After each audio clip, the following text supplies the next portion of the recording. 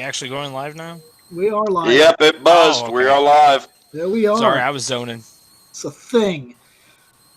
Okay, so we're going to steal the screen here. No, we're not, because actually we have something for the start here. So, welcome to the Controller Pile-Up. This is episode 15, and this is going to be the SNES list. That is it. We did not put down any extra topics this time, and I've been too sick to worry about it. I'm lucky to even be here doing the podcast at all. Yep. Stop dying. Oh, yes, no shit. Been trying. This is what we're going to do. We are going to steal the screen here and enter the internet. Whoa. Holy shit. Yep. Welcome to the internet. Yeah, that was your first time going into the internet? Come on, guy. No, see, I usually We've got don't it do it down. through like a series of 10 billion, screens. I usually just That's because you Punch a didn't hit thing. your icon and say reboot. That's all that was. No, instead I just flailed around on my keyboard and then hit delete. Okay, so welcome to the Controller Pile-Up. Like I said, this is episode 15, and very first thing we do, today's host, ReploidBill, William Bush. Seth Level Sario. Scott Action Jackson. Shane McCree Proto Guy. Nick Bennett, the Lone Paladin. And as always, fandomnight.com will feature most everything that we do across multiple channels and the main channel at large. So, here's what's going on. Each show always starts the same way. Guys, what you been playing? All right. Well, Let's start with Nick. well, This is your first episode since we launched live, so yeah. lately I've been playing, before my controller broke, I was playing the Borderlands pre-sequel because the Handsome Collection was free, and I said, hell with it, why not? Right. Started up Persona 5 again for a little bit. Started up Final Fantasy 8. Been playing a lot of games on my phone. Capcom came out with an interesting little deck builder game called Teppen. So I've been Teppen. That sounds real familiar. I feel like I've seen the little commercial thing for that. So, I mean, it's pretty interesting. I have fun with it. I use X for my hero, and I unlocked the charge shot ability for him. So I run a green Healy deck, so that way my guys get super freaking beefy and then punch the shit out of people. I downloaded Chrono Trigger again on my phone, though it's not a good port. It's really difficult to control. I guess honestly I wouldn't know. I kind of avoid anything on the phone like that now. Well, for certain games it wasn't that bad, but Chrono Trigger, it didn't translate well over with the touch pad stuff. So, playing some Magic the Gathering with some friends. That's pretty much about it, honestly, for like recent stuff. All right. What's up? I think the last episode I was on for one of these, I wasn't even around for the Resident Evil 2 remake. Played the shit out of that, though. It was a pretty good game. Who's up next? That would be Seth. I've been playing with this here not dying thing like Bill has. And I've been playing with fire, too. Because sometimes fire is fun to play with. Not always. Obviously, we've seen that playing with fire is bad if anybody paid attention to the news lately.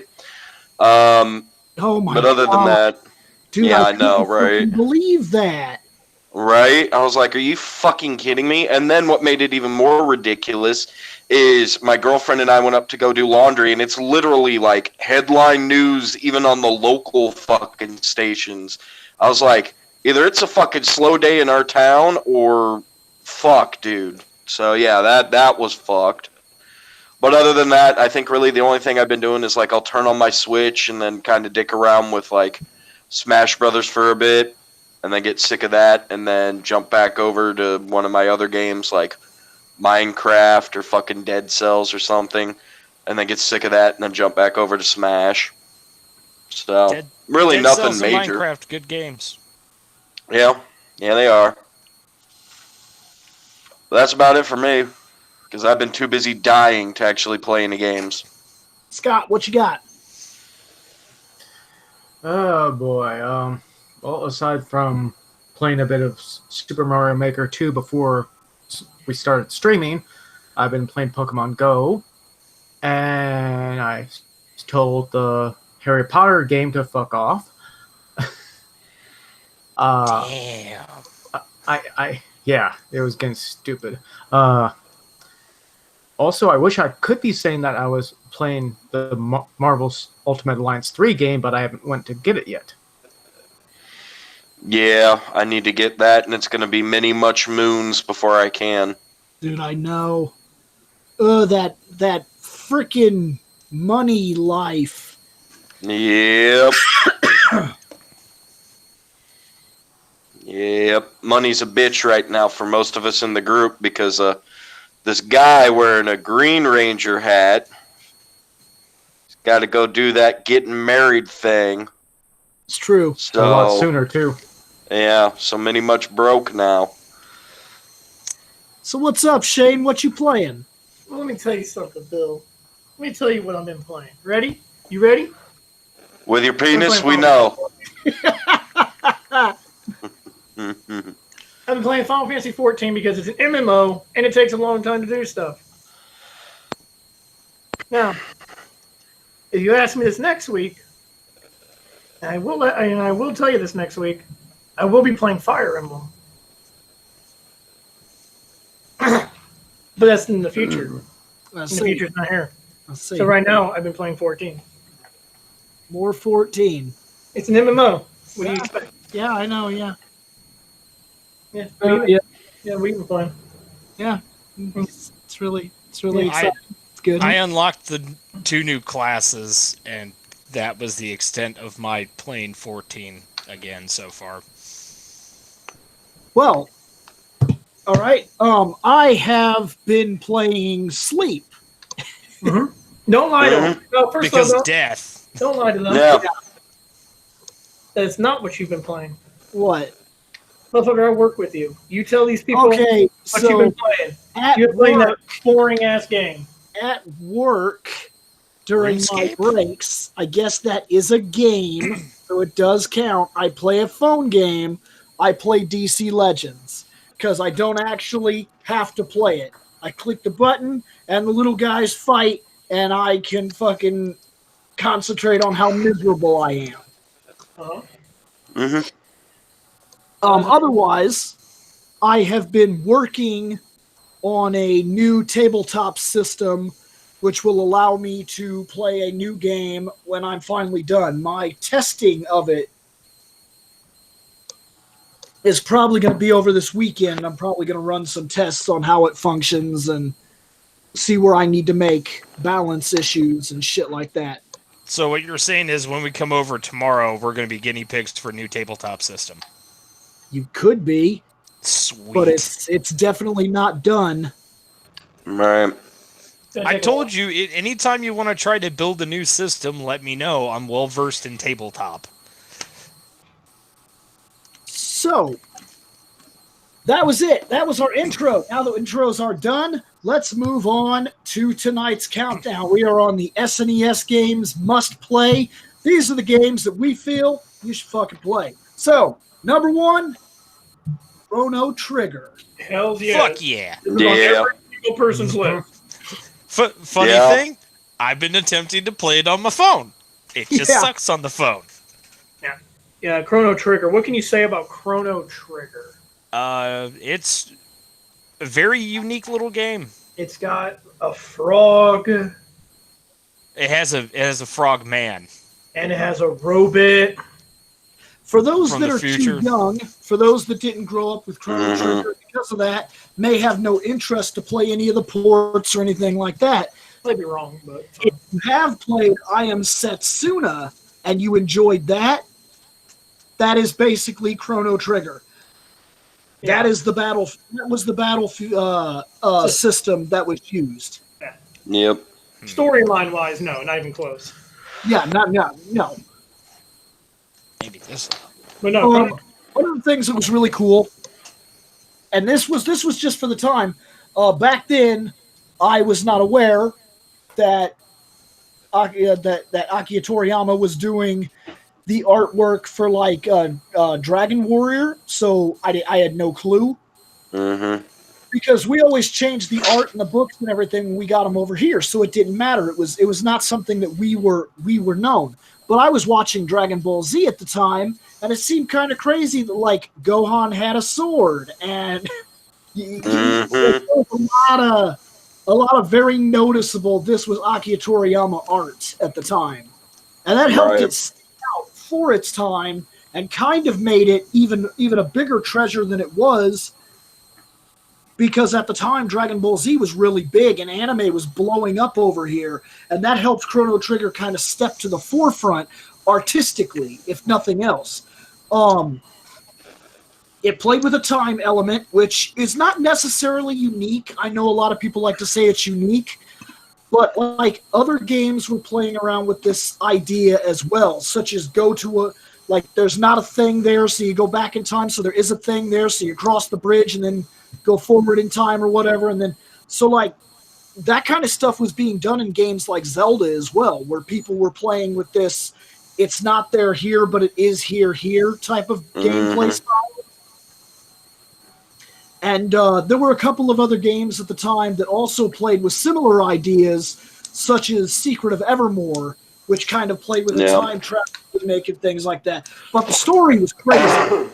Later on, you came to a point where there were multiple endings. That was kind of a big thing, too, for its time. In fact, that is very unique, because I can't think of many games that had multiple endings.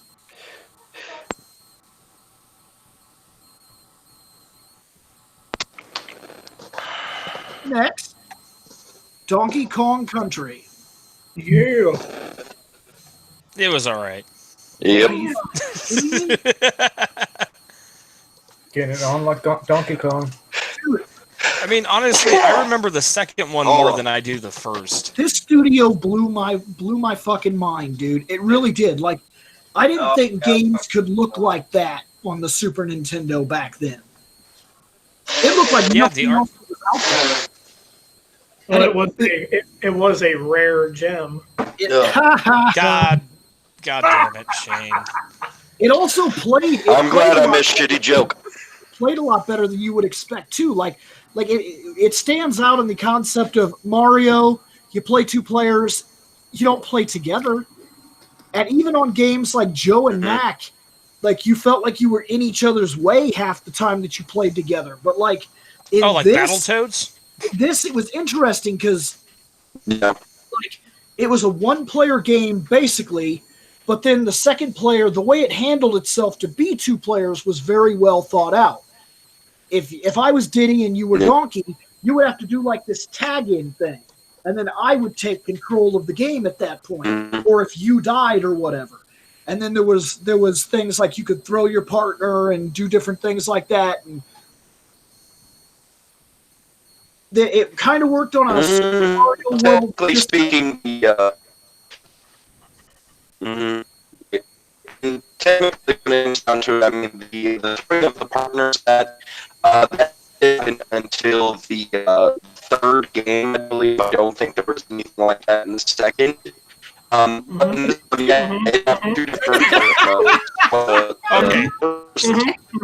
So I'm not the only person. I'm hearing it too. I was about to let him go and then be like, "Did everybody get that?" All right, moving on. Now, No, give him a second. Give him a second. He usually cuts back in after a minute. Oh man, that was fucking awesome. I like how Goddamn everybody just let him go. I was like, is nobody gonna say anything? I was trying to figure out if it was me or Seth, and I was like, oh, I had boy, to that do a was, quick couple things, and I was like, nope, it's not me. Oh man, that was fucking amazing. That was straight up amazing. We got you back, The Seth? best. Nope.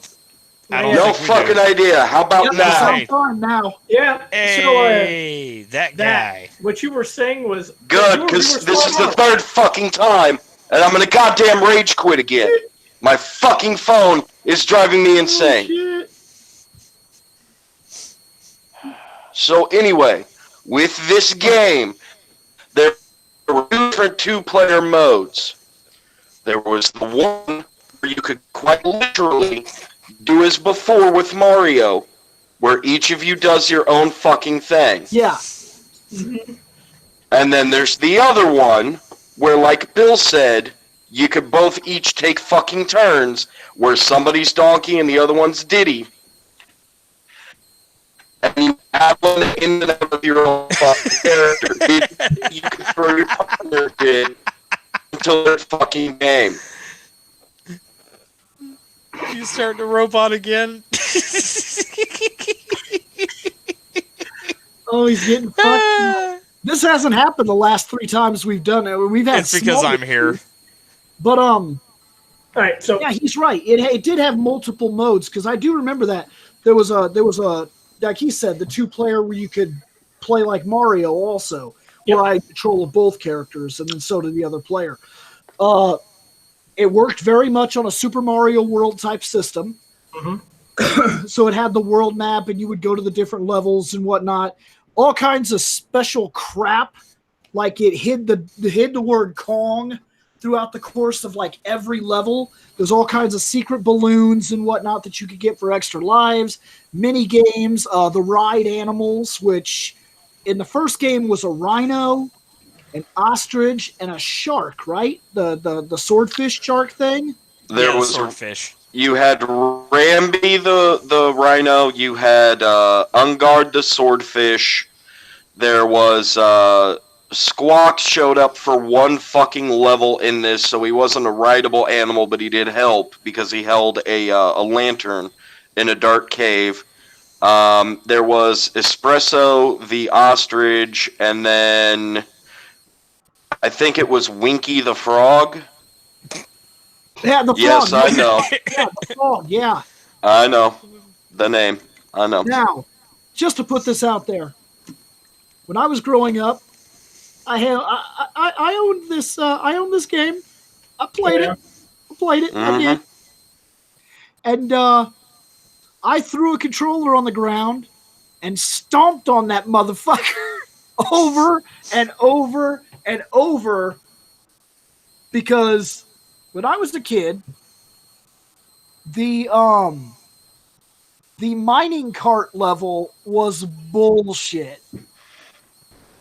Which one? The first one? I could do it in one try now. But when I was a kid, Right. I was so pissed at that mining cart level, dude. Oh no, I got so mad at it the one time I just said fuck it, and I jumped past the barrel and discovered that there's a hidden barrel underneath of the barrel that launches you into the mine cart that will take you to the ass end of the level, and all you have to do is jump over one guy. That's it. Level beat. Man, I wish I'd have made that mistake back then because instead I threw the controller on the ground and proceeded to jump upon it over and over.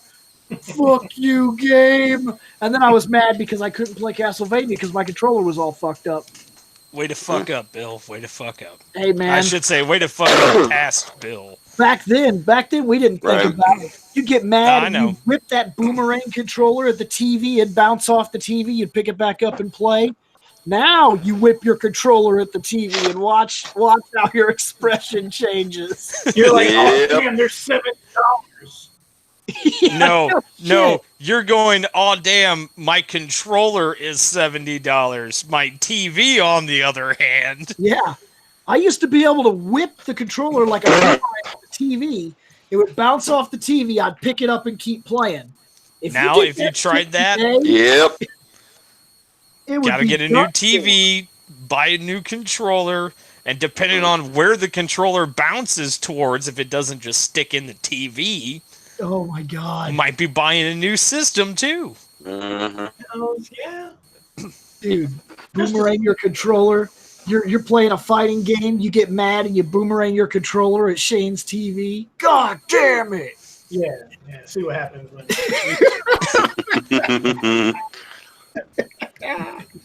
Yeah, see what happens. Yeah. This happens. Next, Earthbound. Earthbound. Now that is a very never played it, but Earthbound is a very unique style of RPG, especially with the Mhm. basically the storytelling for Unique. it was what made this game a cult classic yes, for a lot of people. The battle system was even The battle interesting. system was awesome for the simple fact of you play any other RPG, you take your turn, you walk up, you go, that guy takes that damage, and they go, you take that damage. Automatically calculated, you go to your next turn. If you Right. die, well, fuck you, you're dead. Earthbound had the little roll system for their health.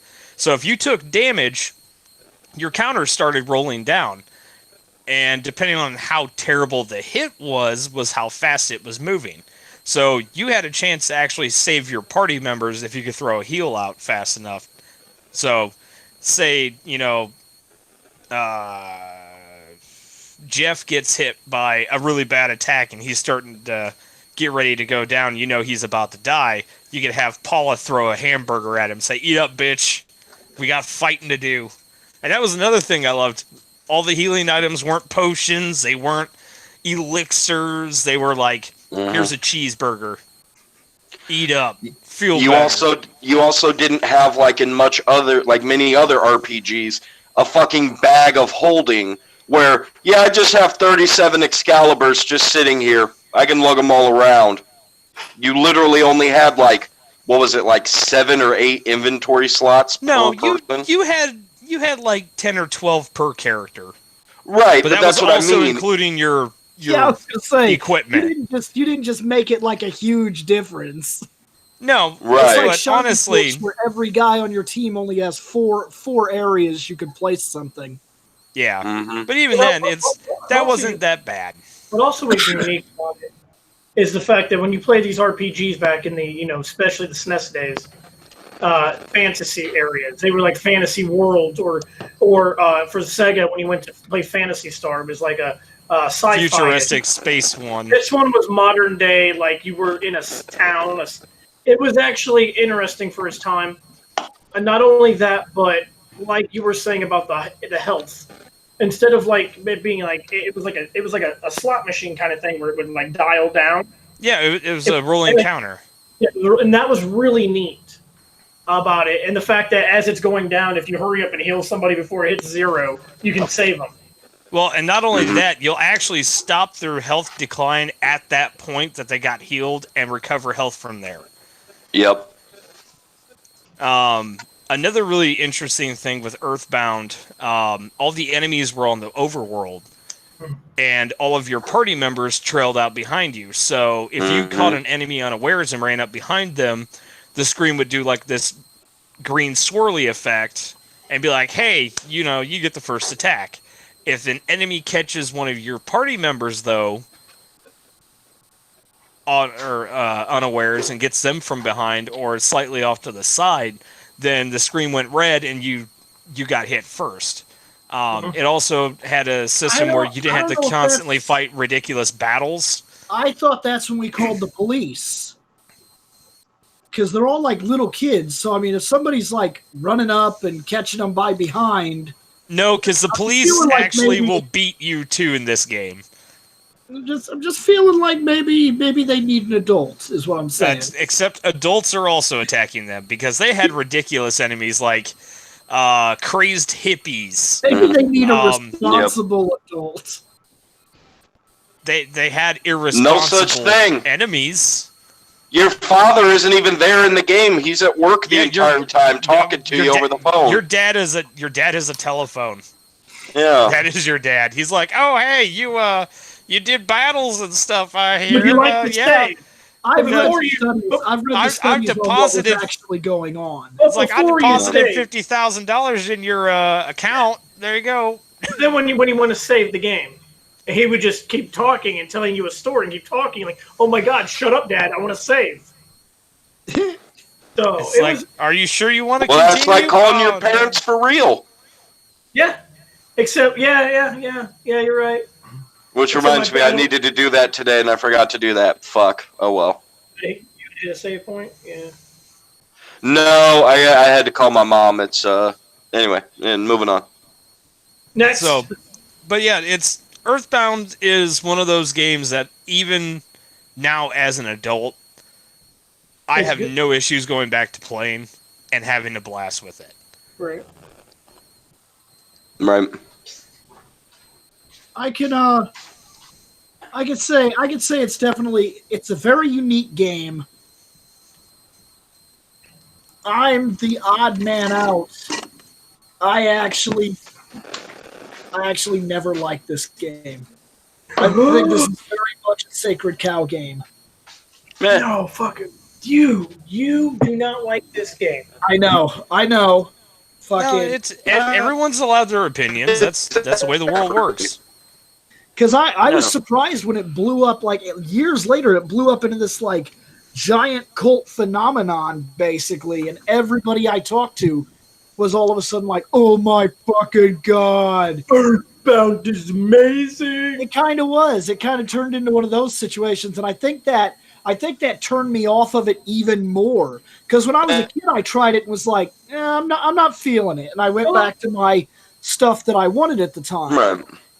And then, like, as I grew up, I thought about trying it again, and then everybody was like dick hard about it, and I think that kind of drew me away from it. Bill, let me tell you something Right. right here.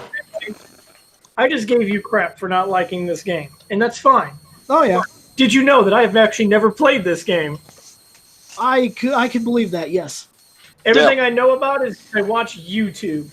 Well, and the thing is, it's kind of difficult Not to me. get your hands on an actual not. Super Nintendo copy. No, it's not. And I have one in the other room. It's called actual- NES Yes, Classic. it is. That's true. They released it on the classic. It's only Well, like, yeah, that's I was true. meaning True. an actual An, cartridge. an actual of this. cartridge. it's Yes. an actual variable copy that you can buy right now for $60, $50. Yeah. Is that a?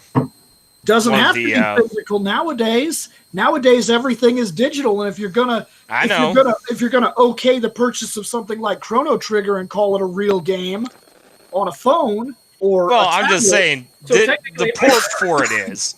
So I'm just saying for the people you that can actually play it. want the full Super Nintendo experience, that's like a Super Nintendo having the controller. cartridge, putting it in, that stuff. I guess, but putting a cartridge in is Kind of dying out. no. It's not even that it's dying out. It's that people look at that as this like extreme experience, like it takes you back. And I'll tell you this: putting a video game in a system is not the same thing as turning a page of a comic book.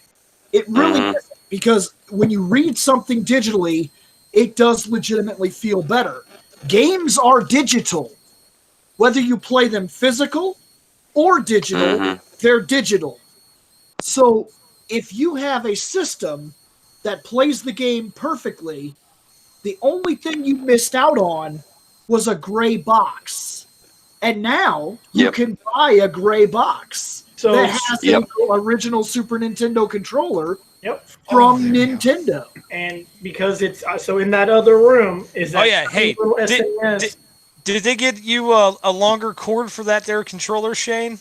Oh, Or is it yes. still like this fucking long? Oh my God, no! The all fucking SNES all of them that have come out since are long as shit. are long as shit. Good. Now, like I said, you guys know what it looks like. My little my SNES mini that's in there. It's got all these games, and Earthbound is on it. Just never played it because the first game I started playing was Punch Out, Yes. which is a great game. Yes. Oh, so you training so that way you could try to take mine and Bill's times? Oh shit! I already did that. No, you didn't. Blindfolded. Yeah, no, you didn't. Yeah. Listen, dude. I can beat Glass Joe in 2 seconds. Can Oh, you? yeah, sure. No. Oh, 2 seconds. Hey, Bill, what's Dad's record again? Dad's record is an astonishing 7 second. It's like 7.32 or something like that. I'm pretty sure it was faster Mhm. than that. Like, No, the it's fight that started, fast. he threw one punch, and Glass Joe went down. No, Glass Joe walks up. He throws one punch. Dad hits him like 4 times in the chin. And then he goes, come on. And Dad hit him and he just went down. And for some reason, he got the 10 count and the game was over. Never got back Oh. up. Yeah. It was like an astonishing, ridiculous, unreasonable glitch.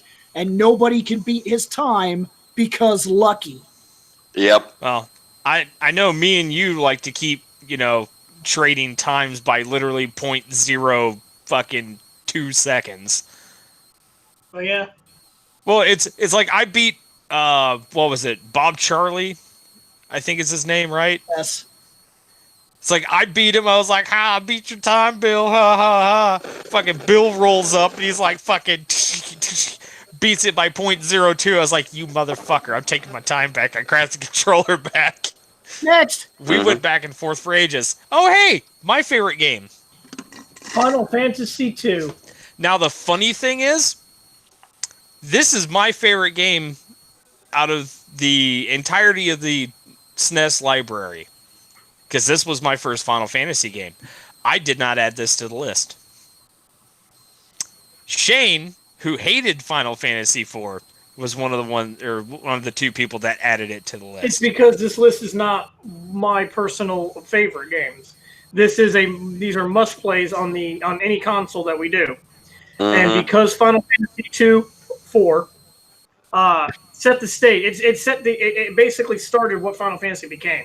1, 2, and 3 they came before, but 4 really established the series into what it will become later down the road. And we all know, blah blah blah. Final Fantasy 6 is probably the greatest Final Fantasy ever.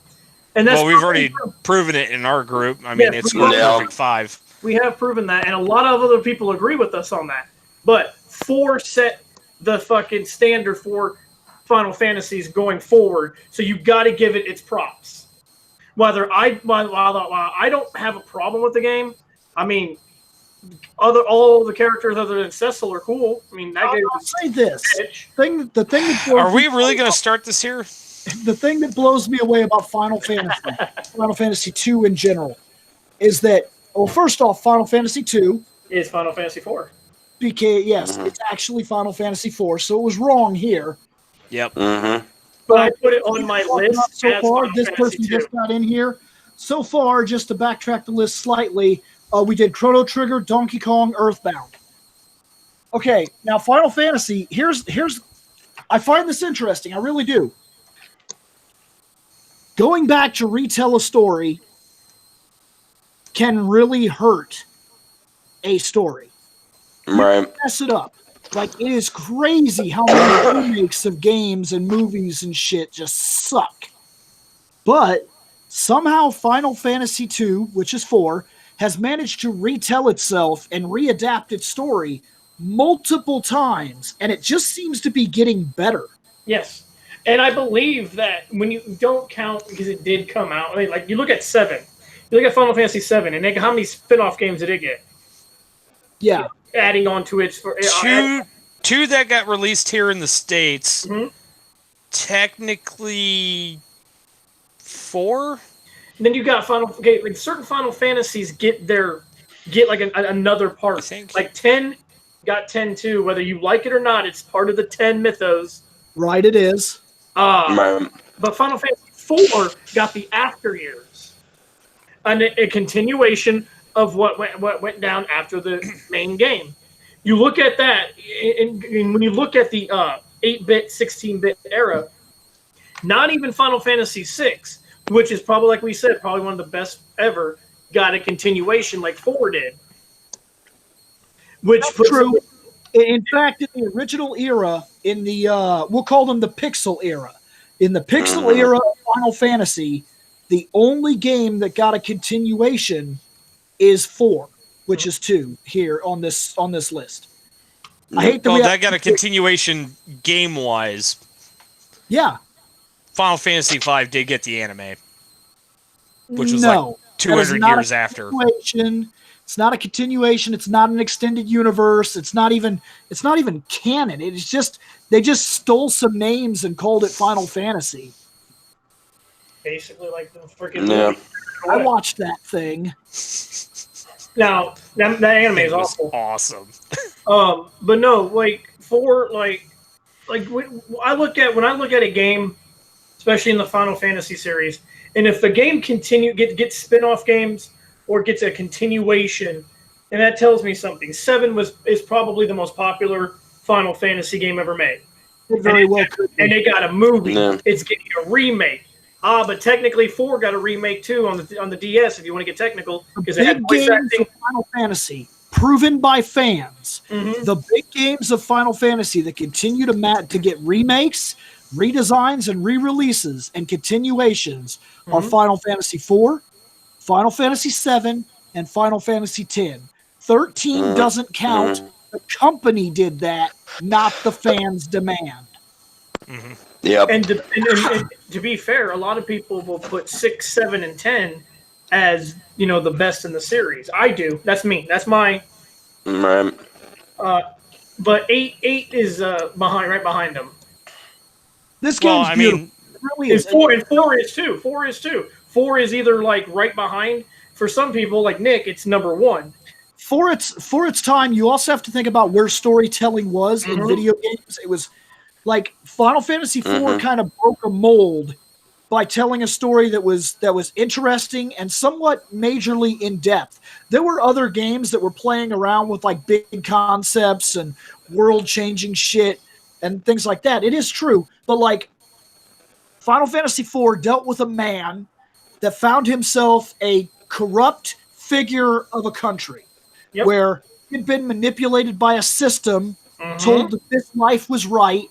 He enforced the will of his country and then had to stand against the morals that he had upheld himself. And in his doing so, even by the end of it, it's not so much that he is like redeemed. Everybody, like, I get it. He became a paladin. The paladin doesn't automatically redeem him. No, you got to continue to work towards it. All it does is set him on the right path moving back. Yes. And even by the end of it, he still hasn't really made up for the shit that he's done. No. But and that's interesting because he is a tragic character, and like, okay, Chrono dies, but Chrono's not a tragic character. Damn, Bill, spoiler. No, Chrono's just Jesus. It's fine. He's not a tragic character. No, he's not. Max in Shining Force dies, but Max is not a tragic character. These are heroes. Cecil is a tragic character. Cecil is not actually a hero. No. He is a man searching to redeem what he has done. And he may walk a hero's path, but he is not a, quote, hero. That is not what he set out to do. And then you have the much better character, Kane, who is also a tragic character. He's just a lot cooler. And then you have the badass ninja that will go and stab the stupid dragoon guy in the ass with 2 swords and then throw a spoon at him and kill him instantly. Shadow's not in this game. I'm talking about Edge, bitch. Shadow doesn't throw a spoon. Because are we about to do this? We're about to be here all motherfucking night, so everybody take bathroom breaks. I hope you're all ready for a 6-hour stream now, Shane. Shit. Oh, did you just... Oh, my God. You think Edge is better than Shadow? No. I just said Edge is better than Kane. Edge is not better than Kane. Well, let's see. Speedrunning tactics, Kane has one purpose, I'm gonna drink and that's to throw elixirs at Edge. Okay. Edge's purpose is to kill everything. I see that. Okay, gotcha. Now, let's look at character-wise. Hey, Bill, how about we go to the next game? we might want to because we'll be here all night. Oh yeah. Next, Final Fantasy III. Oh my god, it's like we knew what was going to happen. And we will refer Right. to it as 6, so we're not stuck in that same problem we were just in. Now, What? Final Fantasy 3? Yes, Final Fantasy 3, which But that It's came out on the still the NES. What? he's talking about the actual 3. The actual 3 was on the Right. NES. I was making a bad joke. That's all. It's true. It was a bad 6. joke. Congratulations. Right. 6 6 has, was extremely unique because Oh, it God. did not have a single main character. Every Right. single party member was a main character. everybody had their own story, their own tragedies, their own goals. Like the best character in the game, Locke. You know, he... Shane, go kill yourself right now. No. Look, okay. He couldn't even say it with a straight face. No. I mean, but Locke's listen, story is amazing. No, Locke it is. as a I don't Locke like the as a character. functional thief sucks. But here's the thing. Final Fantasy VI is as... How do I put this? Okay, Final Fantasy VI is as straightforward as you want it to be, or as deep as you want it to be. If you want to get... If you want to just go through the game, you can just go through the game. That's not an issue at all. Like, if you want to just literally rip through the main storyline, see almost nothing, do the whole game, the option is there for you. But if you want to stop, take in what you're seeing, go around to different areas with different characters, and actually explore this world, there is so much optional story in Final Fantasy VI that it is unbelievable. Like Shadow. None of that is spelled out. In fact, with Shadow, if you don't sleep at the inns, if you don't know about it beforehand, you miss get out a good portion zero of his backstory. indication what's going on with him other than that guy's a bad guy and he will slit his mama's throat for a nickel.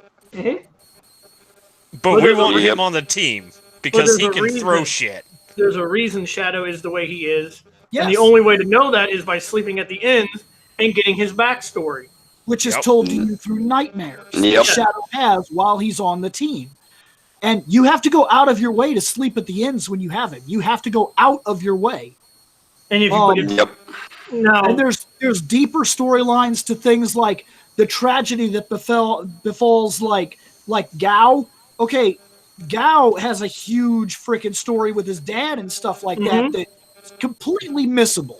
Like how he was thrown out onto the Veld and whatnot because he basically killed his mother during childbirth. Not his fault, but you get the idea. Like his dad went crazy. I make him jump off the raft. No, it's not a raft. Me and Shane have this thing where we hate Gao as a character, or as a player character in the party.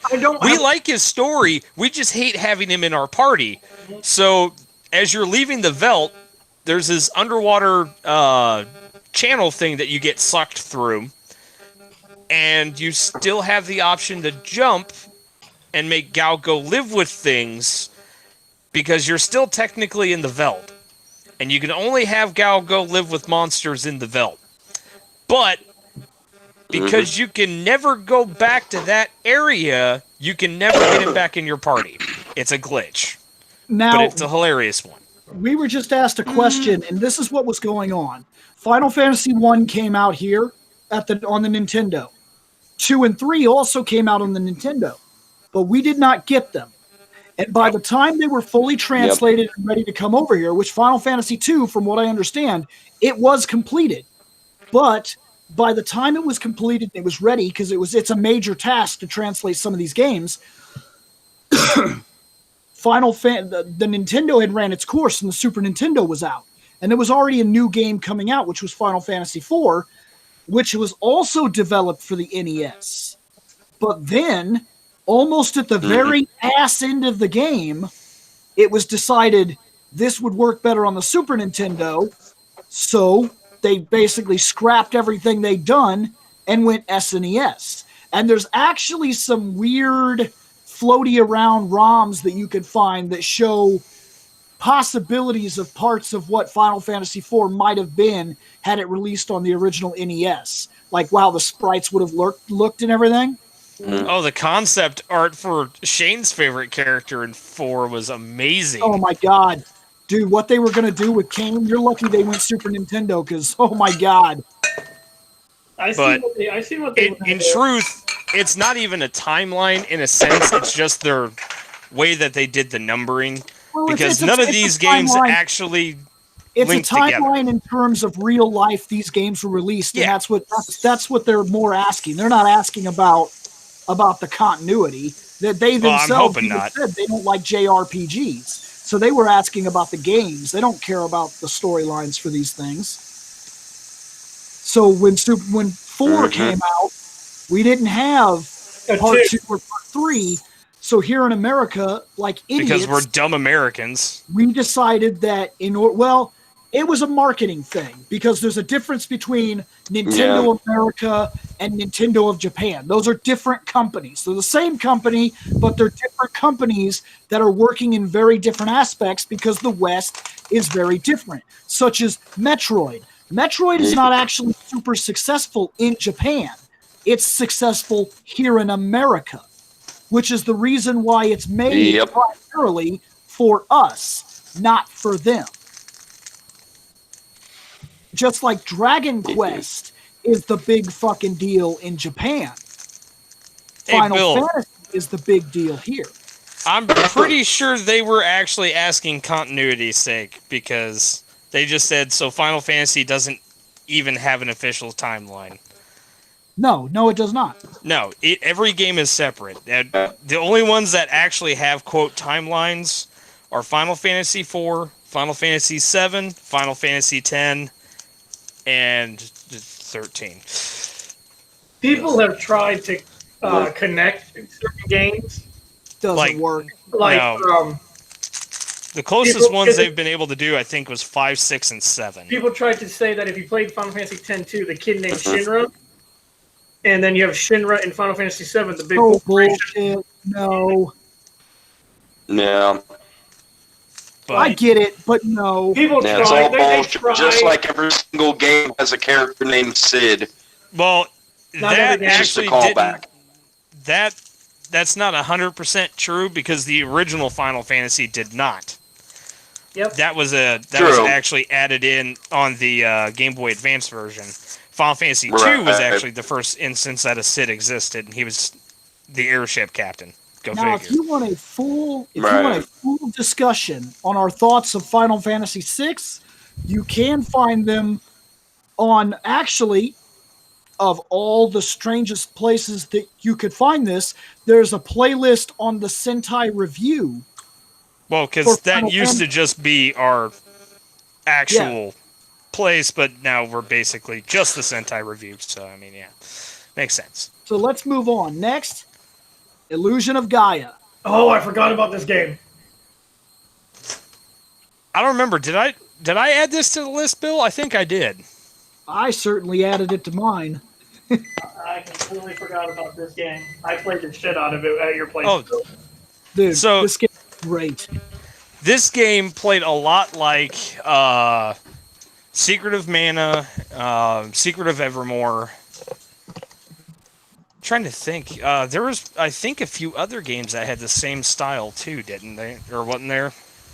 But it was mostly those. Battle-wise, this is very comparable to a game we never got here. It's more comparable to Terranigma Mm-hmm. than literally anything else. But Yeah. you could But also for what we compare got it here. to you could compare it to games like Zelda. You will do a lot of world exploring, but it's a lot more story based than a game like I get it. Zelda supposedly has this very rich, engrossing story, but in the original games that's bullshit. In the original games, that's Right. bullshit. It was In pretty much like the first here's a two little bit of games- story, go find shit and do First small two games, little the things. entirety of the storytelling was literally done on the splash screen. And it's like, And go it's not explore. that, yeah, but it's not that different when you got the Super Nintendo, where there was just a couple of guys placed around the world that told you why you were doing what you were doing. And otherwise, you were just exploring Yep. the world. And the reason you gave a shit was because you were doing it. And this game pulls from somewhat of the same idea but Will has an actual personality and is an actual character as the game goes on. Still is one of those fucking RPG mutes, but has more personality that you can determine. That and he had a very unique ability that I think added a lot to the gameplay. You could actually go and I'm trying to remember if you go to these statues and you unlock new abilities by being able to turn into different heroes. Yeah.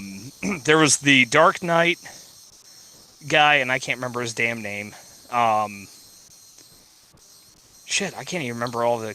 There was like 3 different abilities that you could transform into different characters to do different things. Like, Will was the only one that could dash. Will is a little kid. And he had kid. the flute. Yes, he can dash. He has a flute. He has one of the lowest attacks.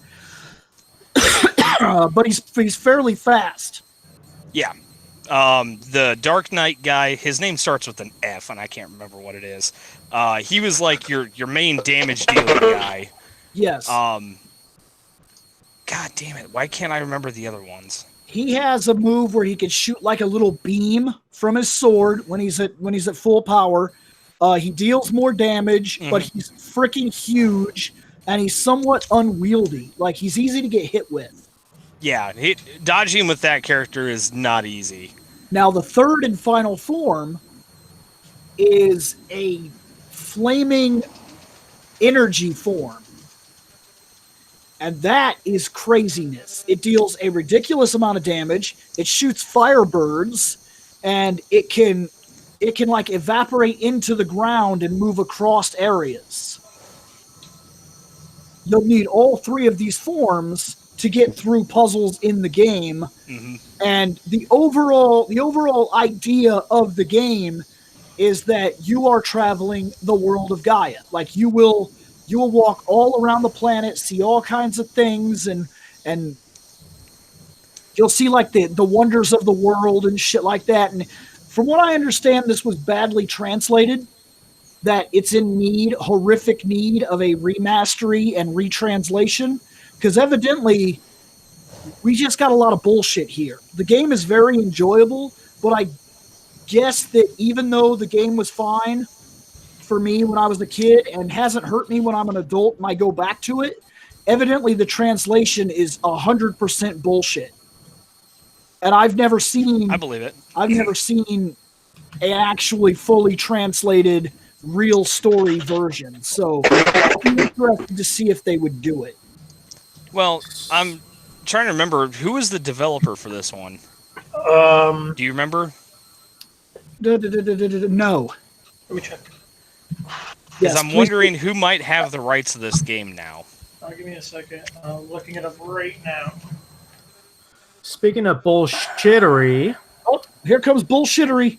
What's it? You gonna drop it on How us? about we go back to the ones that I put down and never got to say a damn thing about? Well, you just sat there in silence. That's because everybody else had to shout out their stuff. But you just sat You there have to in interject. silence. Interject. Get in here. Say what you're saying. Like you just did.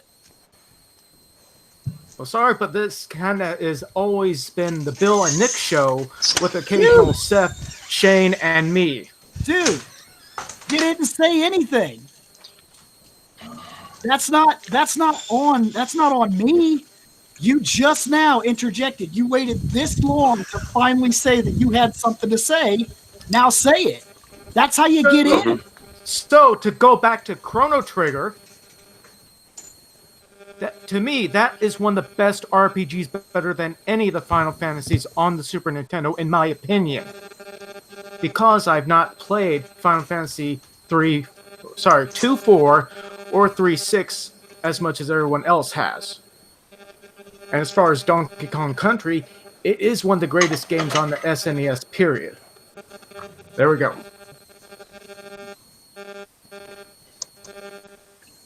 I see. I'm pouring the water. I'm Yeah, making I'll tea. get in here. Somebody's buzzing. Yeah, I don't know what that is, to be fair. But we're still dealing with a lot of technical issues trying to put this trying to put this trying to put this together, to be fair. What do you mean the screen's dark? That doesn't...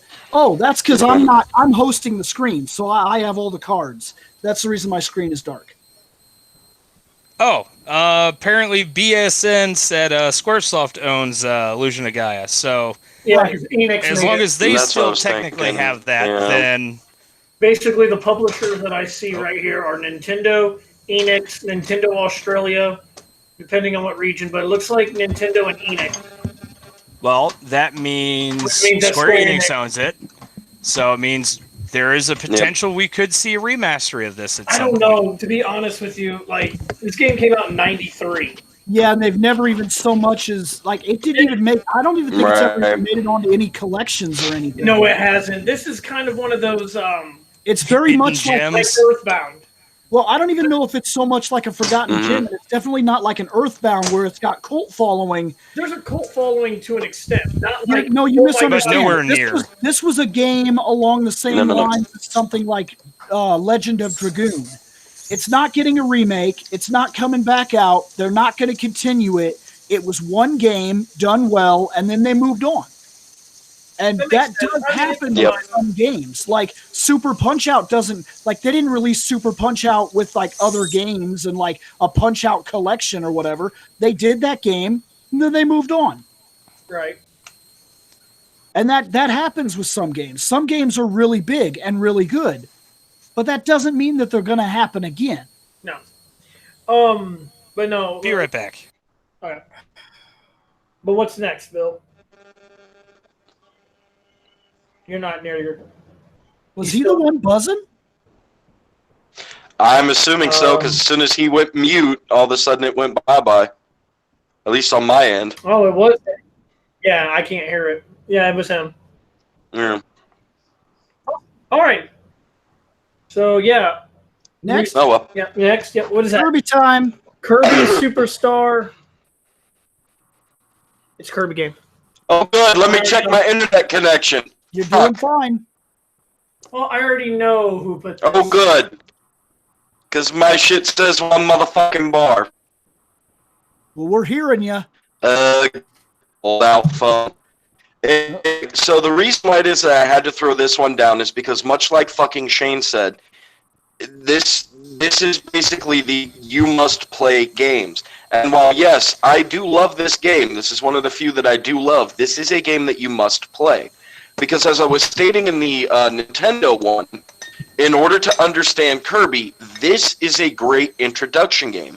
I never really played any of the other Kirbys except for this one. On the Super Nintendo at my dad's house, I had this Kirby game along with a bunch of other games. And this one always seemed to be one that I would end up putting into the Super Nintendo. And the reason being is because every game plays under the exact same system.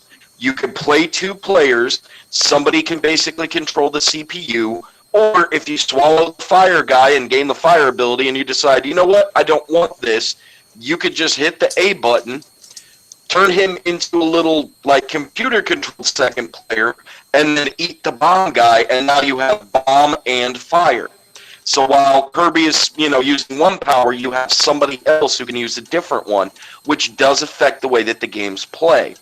So as you start out, because it's just a collection of like random levels from all of the other Kirby games, it kind of teaches you how to play each game, as well as not only does it teach you how to play each game and what powers are and how power-ups work, but eventually as you start playing each game and beating everything, like, you only get to start off with like 3 or 4 games, and then as you beat each one of them, it ups more and more games.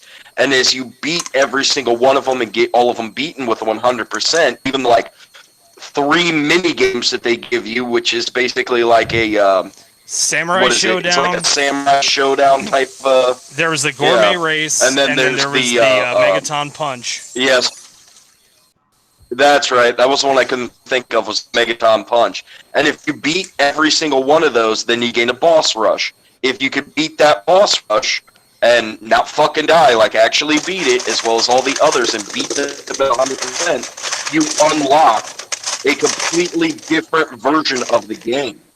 And when you unlock that completely different version of the game, it basically teaches you like everything you need to know about Kirby in general. Like, it's one of those things that it actually taught you shit as you played it, and it wasn't like an educational fucking Mario teaches typing, and Mario's missing, and Mario's time machine, and stupid shit like that that actually is educational. This one actually teaches you the lore and everything about Kirby. So to me, this one had to make the list because it is essentially one of the quintessential Kirby games if you want to understand Kirby's lore. Well, to be fair, that's exactly right there what you just said. And it also introduces Meta Knight. What's interesting about is what I like it every time we do one of these videos, especially when it comes to Nintendo stuff. We add in, you add in anything, Mario or Kirby related, and Seth here is like a goddamn fucking encyclopedia. He's the Wikipedia If my phone wasn't fucking up, I would have been a goddamn encyclopedia for Donkey Kong. Here's the thing. I never played this Kirby game. Let's be real. I don't play Kirby. Not really into Kirby. But I learned all I need to learn from you, Seth. You teach me everything I need to know, so I don't even need to play them. No, you totally do need to play this one, though. Sure. Yeah. Hell, I'll sit and play with you. I'm wondering if this one was on the SNES Mini. I don't remember. I know that there is a Kirby game on it. If there is a Kirby game on there, then it's this one. I believe this game is downstairs on the shelf, though. Yeah, you can also play I'm it. almost 100% positive this is one of the games that survived the move. It is. I can give it a shot. Yeah, because it was mine and I gave it to Bill, and I guarantee we made sure that shit survived. Yep. Yeah, it's there because I played it not long ago when we saw the Super down there. Well, that's excellent. You got anything to say about this game, Scott? I barely played this even with the Super Nintendo Classic that I added stuff to. Okay, yeah, like I said, me and Scott don't know much about this. We didn't really play Kirby. I played it. Fun game. Excellent. That's the thing about Kirby, man. Like the reason I let Seth go is because Seth will be able to explain it better than to me. I still stick by my original statement. The thing that makes Kirby different from every other gaming icon out there is that Kirby is just fun. So is Zelda, but whatever. No, but it's not the same thing. I can't just hand my girlfriend or my 4-year-old daughter, she's not 4 anymore, but you get the idea. When Gwen was 4 years old, I took Kirby, put it in a Game Boy, handed it to her, and I said, push up, push left, push right, press A, button, press B. Hit a guy, hit down, be that guy. And that was it. It took me all of 1 minute to teach Gwen how to play Kirby, and that was it. Zelda, on the other hand. If I was to hand the game Zelda to Gwen, even now, and say, okay, you go up, you go down, this item does this goes into this is magic, you have to collect these little green things, you got to talk to that guy, you got to figure out this puzzle, you got to pull these, you got to bomb this wall, you got to get the fuck out of here. Even after all that explanation of 3 hours explaining the game, 20 minutes later she'd be like, Dad, where do I go? Now what do I do? What do I do? Can pick up a game and play a game like that, but when you're first starting out, one of the reasons that we got into games the way we did is because our generation got to learn in a very simple way. Mario's on the left. I need to go to the right. Shit is in my way. I have to jump that shit.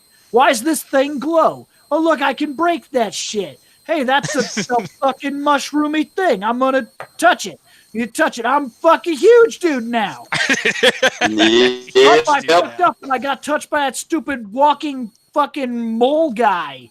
And then I'm like, oh, but I'm not dead because I was a big fucking dude. Like, now I'm a little fucking dude again. We learned with very... Now I found this plant. I could throw fireballs.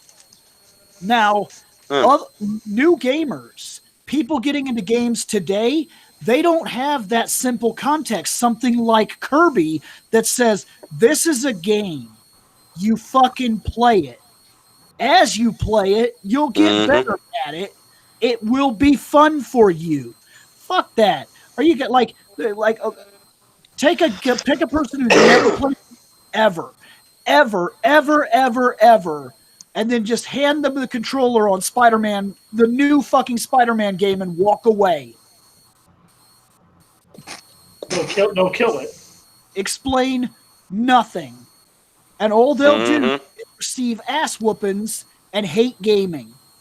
Because even the game doesn't go out of its way to teach you like other games do. That game's not like Arkham, Mhm. where it slowly builds up the concepts and introduces the enemy. Spider-Man just says, big fucking fat guy, punch you 2 times, you're fucking dead, get over it. Yep. There's no warning. That's the reason why. Yeah, that's the reason why a lot of casuals like shit nowadays, like Minecraft. While yes, it's a fun and enjoyable experience, any random person could pick that game up and be like, "Huh, what's this? I'm gonna punch this block. Yeah. Why am I getting hit? Oh, there's some zombie guy biting me. Fucking knock it off." Why does this game suck ass? Oh, because it's Minecraft. But to you it does, but that's just it. The simplicity of it, like Gwen at 5 years old was playing Minecraft because it was simple. It was dumb. She was a block dude. She lives in a block world, and she wants to fucking make a house. It's Legos. Listen, Yeah. And she could play Legos. We played Legos. I grew up playing physical Legos, and then my dad stepped on them and slapped me in the fucking face. I don't have to step on her face. That's the realest fucking statement ever. See, I love the fact that, like, me and Scott used to work for GameStop, and one of our go-tos was always, well, what's Minecraft? All right, the easiest way to explain it to you is it's Legos that you don't have to worry about stepping on at 3 in the morning. Right. Yep. Oh, well, fuck yeah, let's get this game for the kids. That's what it is. Oh, Listen, shit. to each their Yeah. own. If you like Minecraft, go for it. Do you know how many personally copies hate of Minecraft I sold because I explained it like that? Right, but that's exactly what Kirby's selling point is. If I was to sell Kirby back then and a parent walked in and said, "So what is it?" He's like this pink little blob thing. You hit the A button, he eats people. You hit down, you get their powers. It's really simple. You can literally just fly through the game. It's just something to have fun with. It's not a Mario challenge. Yep. It's not an overly difficult game. The first boss is a tree that drops apples, and if you literally stand in the corner and just hold the A button, you'll just eat the apple and shoot it back at him. You win the game. Right. Yep. Like, there's no... Even for a young kid, this is a game that you just play. And those games are very rare nowadays, which does create the casual market the way that it does for things like Candy Crush, because they can't play all the new complicated pain-in-the-ass games because there was no stepping stone for them. Like, take a person that's never played a game, ever, hand them the controller on the newest Grand Theft Auto and just leave. Yep. Once they figure out how to blow stuff up, they'll be okay, but they have to get to that point first. They're probably fucked because that's not the way that's not the way games work for them in their mind. They're gonna want to know, well, where the shit am I supposed to go? What do I do? Do anything you want.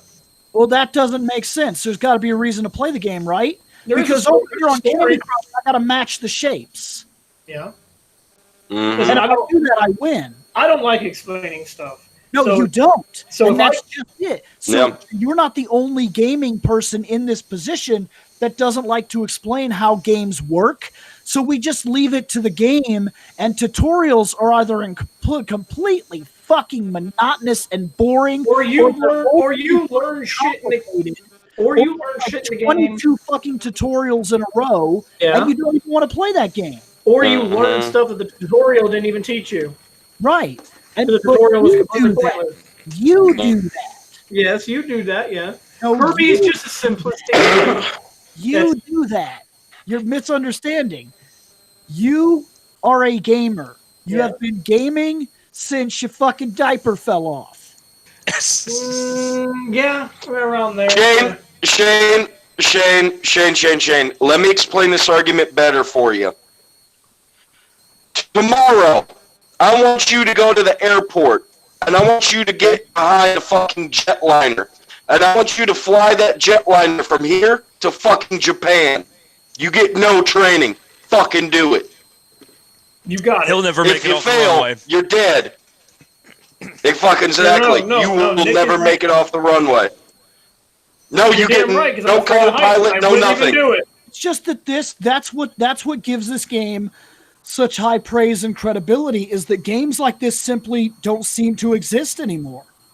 Mm-hmm. What's the last game that you bought for like a PlayStation 4 that was just a game that you just play? Give me a Just play the second. game. Just pick it up, put it in, no explanation needed, play the game. Anybody could come over and you can hand them a controller. Because Kirby, you can do that. They'll be like, how do I play? Push up, it jumps, hit this button, you eat people. Done. Oh, the simplicity. I could think of maybe one. Mm-hmm. What's that? Maybe that newer Sonic Mania game. Yeah. I mean, I might say that's fine because Sonic, but then Yeah. again, Sonic Yeah. purposely went back in time and it plays like an original Sonic game. so So they did go back Yeah. to the movie style of gaming. I have one game. mine is Dark Souls. Get the fuck out. You just hand somebody the controller. It's easy to figure out. No. If you're wanting a No. game that's easy to figure out, because we had to go through it ourselves and we figured it out pretty quick. Thieves Town. Thief Town. Remember that weird 8-bit graphic game where it was you got to run around with the four people trying to kill each other? That was a pretty simplistic game. Once again, was a game Yeah. designed on the prespect of it could have been built on a Nintendo. So Yeah. once again, it's just like Right. new games don't play like this. I'm going to go ahead and say yes. I haven't heard I knew exactly what anybody you were list a talking new about. modern game that you could just pick up and play today. No gaming experience. Just play the fucking game. It's not a thing that happens in gaming anymore.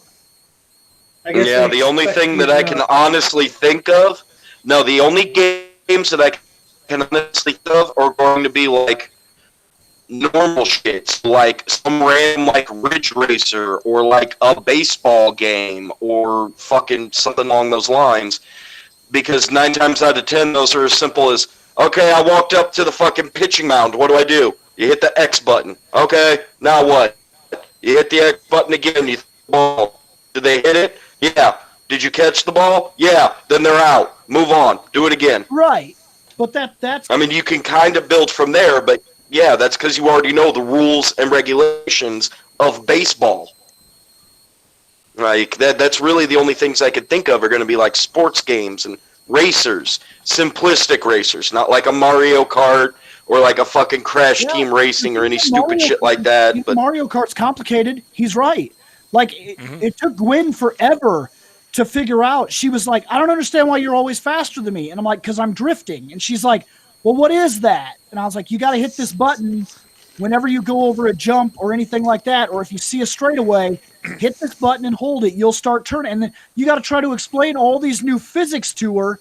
And she's barely even understanding that the time from time to time because she's just now gaming.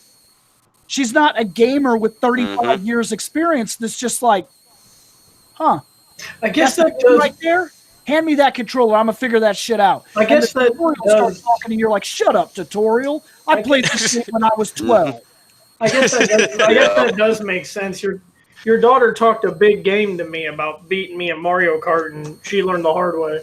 Right, because she's not there yet. No, And that's the difference between Kirby and so many other games is that you can hand Kirby to anyone and say, "Play this," and they can figure it out by accident.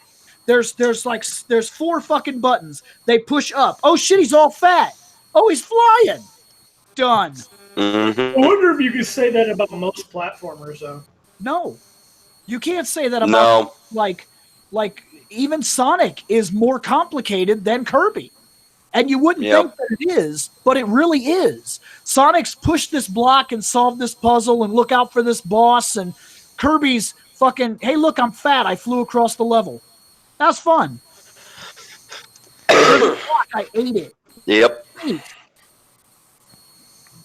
Mario's like, hey, there's a thing under this block across this ledge thing. I got to do this spinny move that breaks the block, slide down the wall, jump off the wall, onto the wall, do the Mario hop across Do the area Mario! then go up there, God get damn this, it. and go into the sport pipe. Kirby's like, I'm fat. I just breathe it in. Whoop! I ate it. Let's go. Fun game. Yep. Like, that's what I'm trying. That's all that I was trying to convey. Yeah. So let's move on. Next, You want to get more forward? Link Yeah. to the Past! Legend of Now. Zelda: A Link to the Past. Yeah, go ahead. So, Link to the Past and Ocarina of Time on the internet have had huge wars on which one's the best. Honestly, this is the best on the SNES. Now, you've got no, you're right, Nick. A Link to the Past, Ocarina of Time. They've been going back and forth for Fair years. competition. You just dodged the fucking argument completely. Yep. Because Yeah. honestly, Ocarina of Time's not even the best on the N64. Here's the thing. Ocarina of Time, Link to the Past have been going on for years. Which one game is better? This game is better. This game is better. The winner was Breath of the Wild. No, the winner was Majora's Mask, but anyways. Oh, Link to Majora's the- Mask is amazing. Link to the Past, because we already kind of touched on it earlier, in a sense, when we were talking about Chrono Trigger. You just be fucking touching. Shut up, Bill. Link to the Past has two different worlds that you get to jump in between that completely changes everything around. So you start off in the light world, and then throughout the course of the game, after you do some adventuring and stuff, you get to go to the dark world, where everything is a hell of a lot more difficult and will kill the shit out of you pretty quick if you're not prepared for it. Bunny Link. And Bunny Link. Yeah, your first stint into the dark world is Bunny Link, because you don't have the Moon Pearl. So you have to have a special item to be able to be Link in the dark world. Otherwise, you're Bunny Link and you can't do anything. This was the first Zelda game that had any semblance of storytelling. Though it did get really annoying when Zelda would keep interrupting you while you're in the middle of, I don't know, fighting for your life. You just have a random text box show up. Link, you need to go. Shut up, bitch, I'm on the way. Fighting this guy. He's a fun to kill me. Yep, and because of that, every other fucking Zelda since then has been like, hey, cool, look at, hey, Link! Hey, Link! Hey, Link! No, I'm not talking. Hey, listen. Link! Hey, listen. What? Did you know that those things can kill you? No fucking shit! To be fair, you listen to Zelda in Link to the Past. You listen to Navi in Ocarina of Time. Ain't none of that. All of that. Ain't nothing compared to what you deal with in Skyward Sword when that stupid bitch Fee fucking talks to you. Oh, you mean the Master Sword? Yes, that is annoying. Mm-hmm. Yeah, I don't like talking weaponry. Although It has one purpose. No. You know how I bypass all of that? You want to know how I bypass all that annoying bullshit? I play fucking Legend of Zelda and just wander wherever the fuck I want to go and do whatever the fuck I want to do. I'm gonna tell you right now, you're wrong about talking weaponry. Talking weaponry is amazing. Only if you're talking about like Tales of Destiny. I'm talking about Roger Rabbit with that singing sword. Okay, Yeah. all right. That's The first, technically not even singing sword. talking. That's not even talking weaponry. That is serenading weaponry. That has always got a place. Now, if it's just there to tell me stupid shit that I already know, then that sword just needs to be sheathed inside of a person. That's all it needs to be. I don't need, hey, you know that No, thing's because gonna even hurt when you? the sword is sheathed... even when that sword is fucking sheathed, you know what's gonna happen? Motherfucking thing is gonna pull itself up to the sheath and go, oh, hey, you know that thing I just told you 6 seconds ago? Yeah, same fucking thing. Here you go again. Just Okay. But this is a great game. You all should play it. Next. Mm-hmm. Wow. really? Are we next? You don't Okay. really have anything else to interject? I never really finished the game, so. Oh yeah, that's right. Me and Seth had. To Yeah, do that he got for you. to. Yeah, he got to. This is your uncle. I don't know his name. No, He died. No. And then we took over the game. He got through 2 temples. Oh yeah, that's I right. beat- We got him up to the fucking desert temple, and then he was like, "I'm And then done he with this." pissed off. And then me and you took over. I did beat A Link Between. Yeah, that's right. Oh, well, you beat Link Between Worlds. You Yeah. basically kind of beat this game. But Basically. Yes, regardless no. of my favorite, No, because that's not a remake. it's a sequel. It's a continuation. Yeah, that's a continuation of this universe. Yeah. And I beat that game because it was great. Now, yes, I It had. is. That game shocked me. I beat it in Yeah. 2 days, Oh, dude, I couldn't. and I do- did almost every single thing Shit. there was to do. I almost had every single Yeah. heart. It's one of those strange handheld games. There's only been a handful of these handheld games that I would rather sit there in my recliner, all quiet in the dark, playing it, rather than like watching TV or something. And that was the Star Ocean game for the PSP. A Link Between Which Worlds. one? First Departure. Okay. Then it was Link Between Worlds, and then Son of 4 Golden. Like the 3 are the only handhelds that I sat there and I was really into, and I beat 2 out of 3 of those. But you wouldn't have Link Between Worlds without a Link Between to the Past. Link to the Past, and I understand that this game is fantastic. Just because I haven't beat it doesn't mean that it's not a bad that it's a bad game. It's a great game. It's better than. It just means that Shane has no discipline. It's better. He Shane likes likes the Will of Will of the Warrior. Warrior. It's better than the Wand of Gamelon. All the Philips CDI games. All the Philips CDI games. I mean, to be fair, any Zelda Just game. lump them together. We don't need to name them. Everyone knows what they are. Holding shit in your hand is better than that in those games. The first time I played this game, You were blown away. I walked down to the video store. See, I'm going to give a real gamer story. Hey, before you start, Yep. what the fuck is a video store? There used to be these fucking things, children. Thank you. There were these Can you please video explain it games, to us, Yeah. Grandpa? Listen up, children. and what you would do is you would go into these video stores, these rental shops, and they had all kinds of shit on the walls and everything, just hundreds of Yep. games and movies and shit, to the Okay. point where you didn't even know what you wanted. There's even an area that you could into.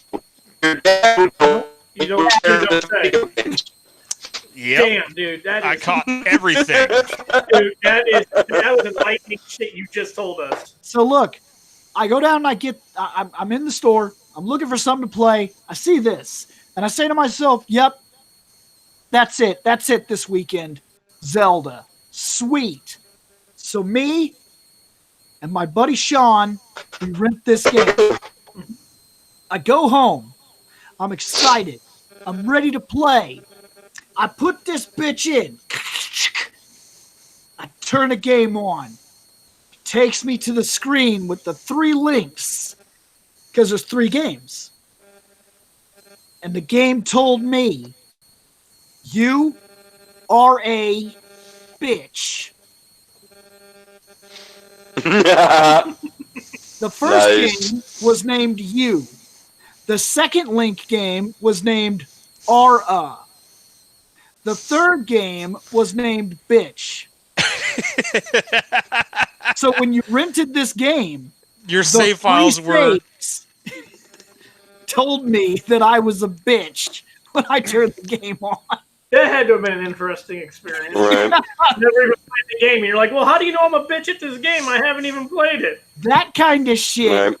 gamers today will not experience. Nope. Right. No, because I don't even know what the And- fuck a video store is. Well, like I was You know, I saying know before I got garbled to fuck Shane, is there was this magical land that had all sorts of games and movies and shit, and there was an area with like a beaded curtain that your dad would walk into while you were looking at the games, and you were in that area. You look at the games. I'm going in here. I'm not ignorant. I know what you're talking about. Fucking went into the fucking. And there was something actually called Blockbuster. Now I heard of that. There's still one. There's still one. Yeah, there's still And one. it refuses Yep, to go. Blockbuster Corporation. It's really weird. From what I understand, Blockbuster Corporation is like it's dead, but there is a single Blockbuster franchise store that is still open. There's one. Mhm. It is one, and it's in Oregon, Yep. and it's actually become a tourist attraction. Yeah. And that's how it actually helps get going, because people, the people, that community. Actually, because Blockbuster is dead, the woman that owns it, the way they keep it alive is in the morning, she will actually like go to Walmarts and other things like that, and she will buy movies and then bring them back and put them on her shelf. And not only that, but people donate movies and they sell stuff and tourist attractions. Yep. Legitimately, it's sad to say this, but Blockbuster's become kind of like a tourist attraction, where you can go there and be like, so this is what a video store is. Well, it used to be neat to walk in and wonder what you were going to watch, and walk around and the previews were playing, and you'd kind of find movies that you never would have touched. Oh yeah. Just like nowadays, Yeah. you have something of the same equivalent, but it's not the same. It was never a time that I went in to get a movie. Never a time that I went in to get a movie that I didn't get a movie. Ever. Oh, there's plenty of Something caught my attention. Now I can Right. put on Netflix and scroll through the titles for an hour and a half and finally be like, fuck it, and just give up and not watch TV. Well, you're wrong, because there are certain things on Netflix that you have to watch. No, you can sit on Netflix for hours. Yes, I know. I get it. Title. Yeah. There's something different about being there I know. and seeing the video. It's incredibly hard to explain. But like, it's also the atmosphere. It's other people looking at movies and you getting the idea, and all the previews are playing, and then you see something and you're like, "Fuck, I am kind of in the mood for somebody to punch a face right now." There was times where I went into the Blockbuster, or we still have a family video. We have several of them. Yeah, we still have that, because they they do other stuff now. It's one of the only companies that I know that's still running. What they do now is, I used to go into like a Blockbuster and stuff, and when we walk through the gaming aisle, the gaming section, and just look at games, and sometimes you would have people come up like, "Hey man, you ever played this game?" I'm like, "Oh dude, you should check that game out. It is great." You would interact with people. Yeah. I get that. You don't have that anymore, because everything, I can just buy everything on my computer right here. I don't need to leave the freaking room. Right. But like Bill said, social interaction. Like you can talk, like people like, "Hey man," because I've had multiple people come up to me and be like, "Hey, have you ever seen this movie?" I'm like, I never be like, "Yes, I have seen that movie. If you're into this and this kind of stuff, you're gonna love this movie." Or they'll be like, "Hey, have you seen this movie?" I'm like, "I have not had a chance to see that movie yet. I cannot tell you, but I have heard that it's good." But that's you can check it out for yourself. Now, new systems like Netflix is to like, there used to be like a little review thing. They did have that. Yep. And they got rid of it. They used to have like a stars thing. Yeah, they got rid of that. Yep. Yeah. Oh, this movie sucks ass. Or you would have to look at it, call your friends, or get on the messenger and be like, "Hey, any of you bitches seen this? Should I waste the next 2.5 hours of my life?" What I'm gonna tell And you, if it's fantastic, or if it's fan-fortastic, then you tell that friend yes. Yes, So that you way they tell can them yes. suffer. well, Everything. here's the thing. Yeah. Here's the thing. Now that we're all together, I will tell you that if you all are suddenly on Netflix tonight, you're like, "Man, they were talking about Netflix, and I wonder what I could watch." I could recommend a show that you should watch. It's called Stranger Things. You should watch it and love it. I already So I've finished never that. seen it. Already watched it. Already done. I already finished that because I have my mom over, Mm-hmm. and she was watching it, so she piled through all of season 2 in like a day, and then they ran through season 3 over the course of the last couple days. It's a good show. That's why. Yep. It's decent. It's not bad. It reminds me of shows along the vein of like X-Files and weird shows. Yeah. Did you guys ever see the movie Super 8? No, So I heard move about on it. from this game because evidently we are Yep. hardcore sidetracked. We always do. Mega Man Yes. Right. X. What's there to say about hey, Mega look. Man? Speaking of games that'll actually teach you shit. Jump and shoot, man. Mega Man Jump and X. shoot. Yeah. And don't die because Mega Man's hard. Well, Mega Man X is one of the few games that actually had a tutorial level that didn't have to be like, oh, hey, here's a fucking tutorial. It was a starting stage, but it taught you everything you needed to know about basics. Isn't that That's okay? true. Let me ask you this. I can't believe I'm asking this because I have played Mega Man X. It's been a very long time. Isn't the beginning stage where you run into Sigma? No, you run into Vile at the end of the stage, Vile. and No. Zero shoots him with the And Zero Buster. And Vile basically kicks your fucking teeth in. Yep. Yeah. Because you're just Mega Man at that point. You're out of date. You don't have your upgrades yet. Mm-hmm. Right. Okay, that's what I thought. I thought it was Sigma for some reason. Nope, Sigma doesn't show up No. till the end. Okay. Yeah. But yeah, there's a tutorial level. Now you don't get that anymore. Well, Like, you do, but they fucking suck now. Here's the difference. Yeah. Mega Man X left it up to you to discover everything. You start, you got to run to the right. Guy shows up, you hit the button, you figure out that you could shoot. The very first jump that you go over that you can't make, you notice that you cling to the wall. You discover everything through the way that the presentation is left out. No matter what, by the time you're at the end of that level, you will know the basics of the game.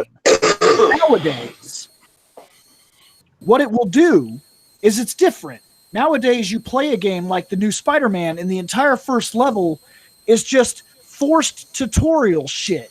And here's the reason that is awful. Because you fucking hate to start a game nowadays. A second time. You can start Mega Man X 1,000 times and play that first level 1,000 times, and the only thing you're doing is playing a game. Yep. But if you play other games that You have sit like through tutorials, 45 minutes of tutorials. you have to do it the way they are explaining, even if you know a better fucking way. Mm-hmm. Like those games that are like, you'll get hit one time and it'll be like, hey, now would be a good time for you to use that potion. And you're like, I don't fucking need that potion. And they're like, I think you should use that potion. And you're like, I'm just going to go, I think you should use that motherfucker. Yep. I don't fucking need it yet. And so then you... Oh, hey, I've already played this game. I know that there's a patch of grass right there. I could sneak up behind these guys and kill them. You better go stand over there in the open and get slapped. I don't want to do that. I want to go in the grass and sneak kill them. Go stand the fuck over here. We're not continuing the game, god damn it. Yeah, the game, I will turn this system off myself. yeah, the game is like, there are 4 enemies over there, and you're like, okay, well, I'm going to sneak around this side piece, and then you go to do that, and it automatically pulls you into a cutscene where you, like, walked up in front of them like a fucking moron because the game wants to teach you something. You hate to start games over nowadays because you're gonna have to go through the fucking learning levels again, and they are fucking dreadful. They are awful, shitty, horrible experiences that nobody wants to deal with the first fucking time, let alone the 9th if it's your favorite game and you have to keep doing the tutorial level. But that's just a level that you play. That is the legitimate difference. Mega Man X took every single thing that was Mega Man and somehow made it better without losing a single thing from the original. How many games do you think have done that over the years? How often have you been like, part 2, I kind of missed so-and-so of part 1. Like Mass Effect. You get to part 2, and there's a lot of better options, but then you go to explore a planet, and they took away your truck. Yep. Which is a plus and a minus. No. Like, driving around on the truck was cool. I would have preferred being on that truck and finding the ore and shit instead of, you sent a satellite. Pew. beep, beep, beep, beep, beep, beep, beep, beep. Whoop. Oh, scan the planet. It's like something you could have played on your cell phone. It fucking sucks and it drags the. It sounds like But the it sounds first like game stuff I Right. used to had do this in really Destiny. cool option. What's up? Sounds like stuff I used to do in the Destiny game. Yeah. But that's exactly what I'm getting at. Going from one game to another, you'll always lose something and gain something. You'll always feel like, well, remember when I could do this? Or how come I can't do that? Or man, I know so-and-so was easier. And sometimes they are better. But this was Mega Man X coming off the grounds of 6 fucking spectacular Mega games. Mm-hmm. At least. I actually think 7 was already out by this time. Yeah. Yeah, I can't remember if it was 1 through 6 and then they did X, or if it was 1 through 7 and then they jumped to X. I can't remember. Looking it up. But this game managed to take everything that we'd already done, lose absolutely nothing, and show us something new that literally made the game better. That's incredibly the only thing that we lost between and the only thing that we lost between Mega Man Classic and Mega Man X ended up being like the scene transitions sans like a boss fight. Yeah, like literally the entire thing was one open world. Well, yeah, because there used to be that moment also in the original Mega Man where you jump through the door, and it's this sounds petty, but the little plates would go tick, and now it's just like this big metal gate that like opens and then slams shut. And yeah. Mega Man X was 93. Mega Man 7 was 95. Yep. So, Okay. so I was Mega Man 6 was 94. So Mega Man X came out before 6. Which is weird, because then that means then that they put a Mega Man on the fucking regular Nintendo. Yep. Because 7 is the only like main numbered regular Mega Man that's on the fucking Super. Yep. Right, and then 8 went to the PlayStation. Right.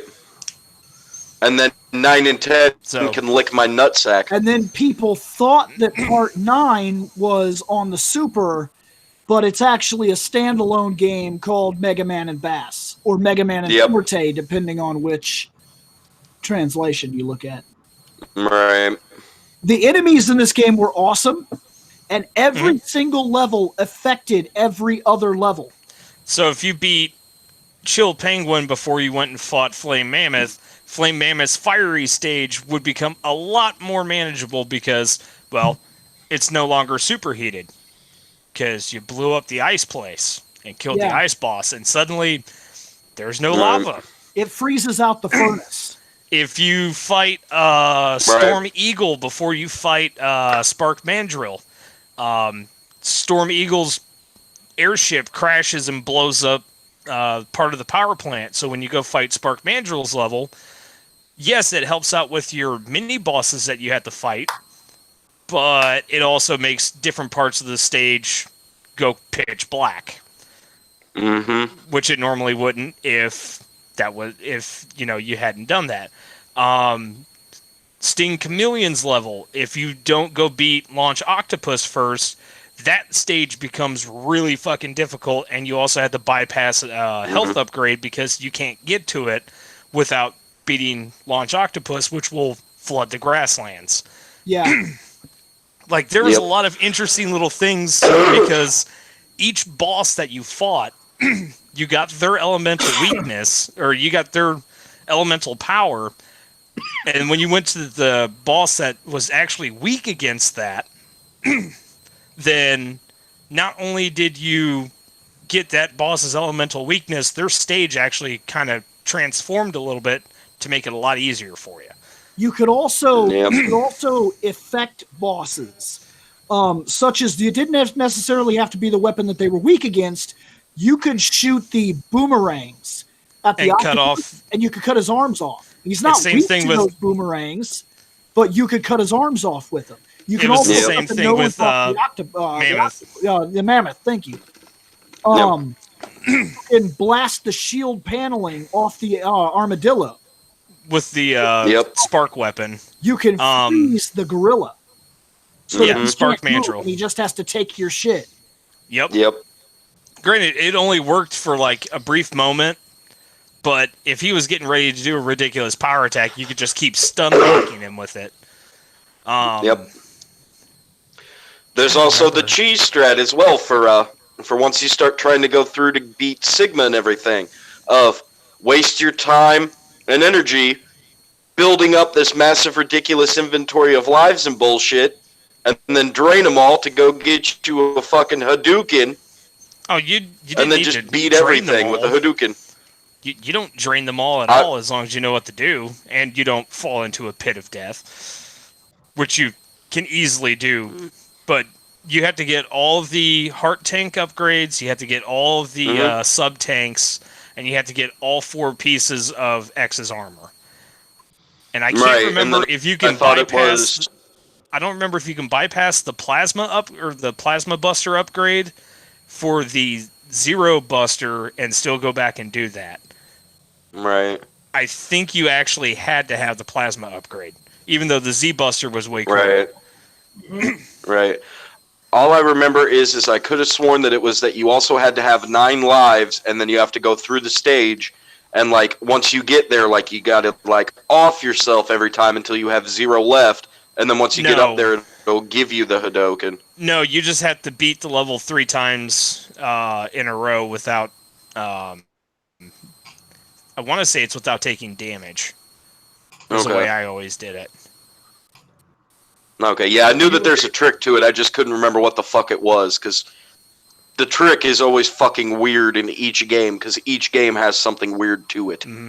Well, it's like X had the Hadouken that Dr. Light wearing a Ryu's freaking outfit from Street Fighter. He'd be like, oh, hey, here's the fucking Hadouken. It one-shots people as long as you have full health. And you're like, oh, sweet. And then, I don't remember, was it X2 or X3 that you got the Shoryuken? It was like one of the slightly later games. They gave you the Shoryuken as the special ability instead of the I Hadouken. can't remember either. Cannot remember. But I think we've done enough on X. You want to move on? Yep. Next.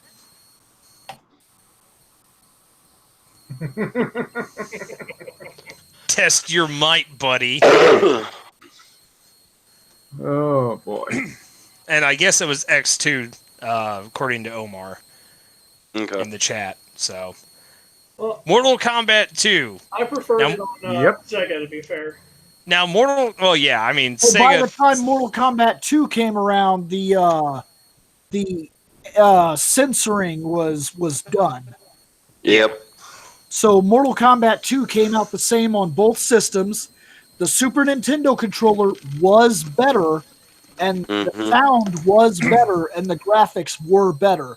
I mean, if you want to just be a fucking standout, like, yes, the Sega Genesis is where I played this. Don't misunderstand what I'm saying. I played the Sega version all the time. I did not play the Super version, but the Super had a better D-pad. It did. The Super had a better controller than the Sega. It did. Especially if you were still playing with a 3-button at the time. Yep. Yeah. It sounded better because they used the Sony sound chips, and it looked better because they had a higher color palette to play with.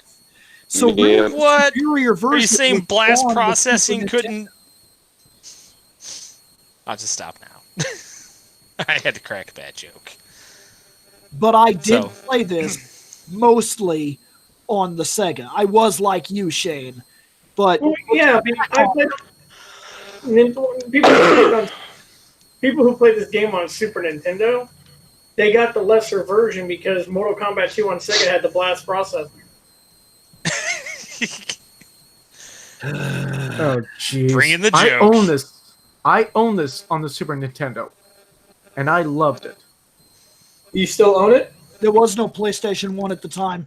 In fact, the Sony sound chips, the reason, oh my gosh, go watch CPU episode, I think it's 3, Nintendo Owns You, We literally talk about this, why the Sony exists in the first place, and what was going on with the Sony sound chips. Yep. But TLDR for the people who are too lazy. Nintendo, Sony, and fucking Sega ended up having a bunch of backroom deals that caused basically the upgraded version of the console wars. Okay, go ahead, Scott. Sorry. Okay. Anyway, like I said, I own this. I loved it. And I did try the Sega Genesis version, and it sucked to me. But what made Mortal Kombat 2 better, what made it better was when I got the arcade 1-up machine with the 3 Mortal Kombat games. I think the arcade will always be superior, though.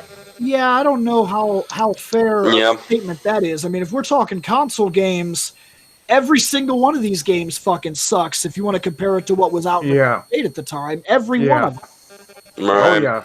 I mean, you want to play Samurai Showdown on your Super Nintendo, or do you want to play it in the arcade? I mean, that's not even a question. I'll beat you on either one, don't matter. Get the please. I had a busted-ass version of Samurai Showdown, and I would still beat your ass in the arcade. Because it's the fucking arcade. It's the most superior. See, Mortal Kombat 2, I would say, would definitely be the better between it and the first game, mainly because of the additional characters you got to play as. I know there were more characters in 3, but for some reason the controls in 2 were a little bit better to me. I sucked trying to fight people in 3 compared to what I was able to do in 2. In Mortal Kombat 1, you crouch in a corner and uppercut or you jump kick.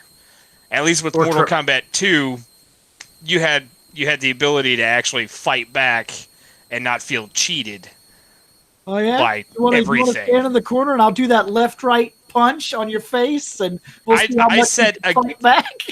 I won't let you get me in that corner. That corner doesn't exist. I'll jump over you and kick you in the head. I'll do that in part 1. I'll jump over you. You will. Yep. He does that in those fucking fighting games. Cheats you and like elbows you completely. And actually aim with you. Bad because I fucking fed your with that fucking Indian man. Bill, when you play Bill in those older games, he'll find every cheap way to fight you because he can't hang with you, so he has to cheat to win. Shane, that's my system.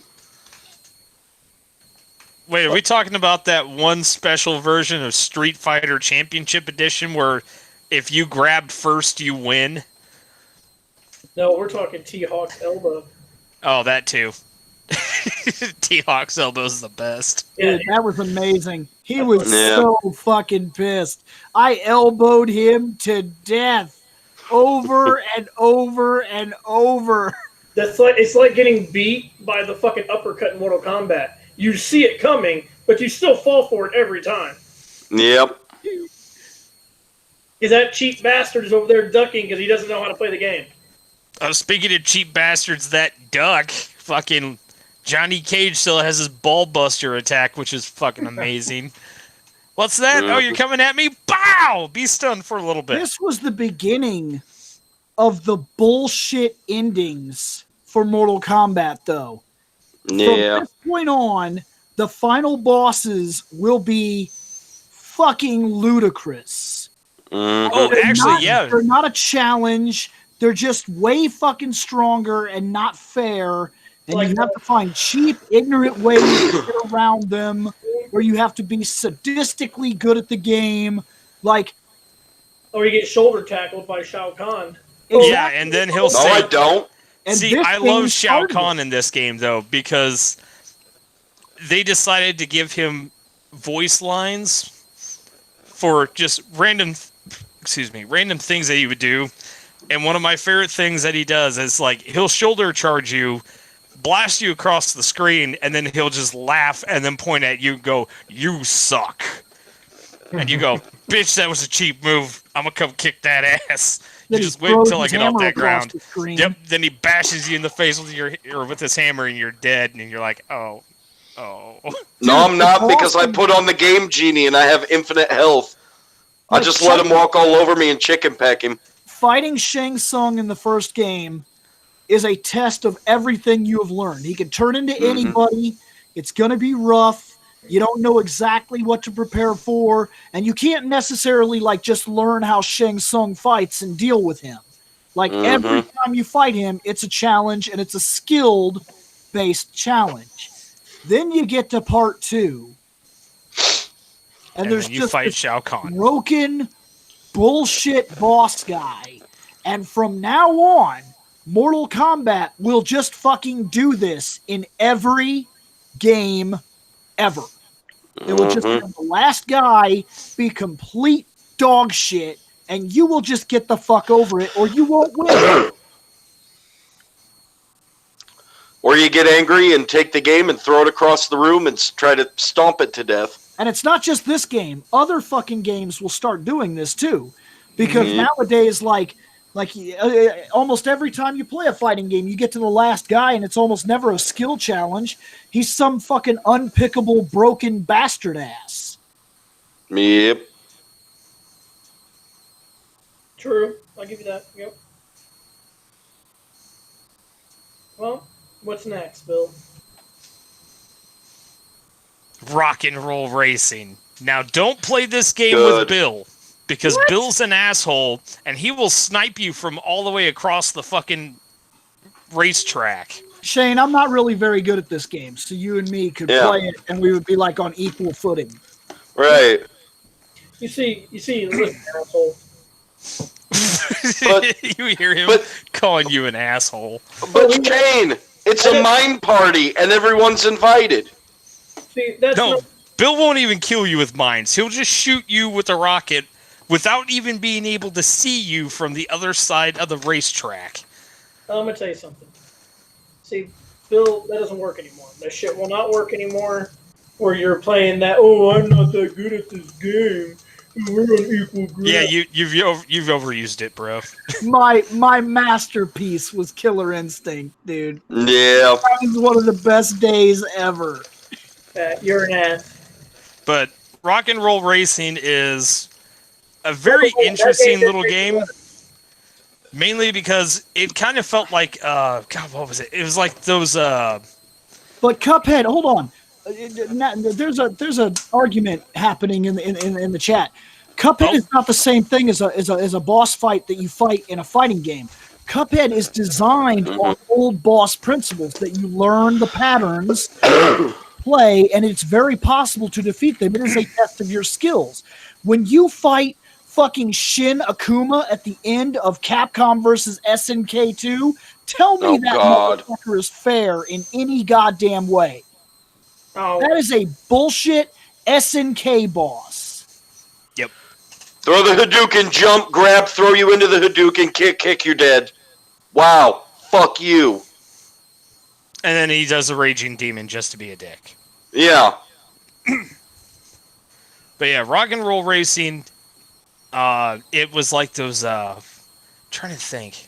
Micro Machines. The little RC car games that you could actually get on the consoles, or the one, I think it's like Maximum Off-Road or something like that in the arcade, where you had like the 3 stations with the steering wheels.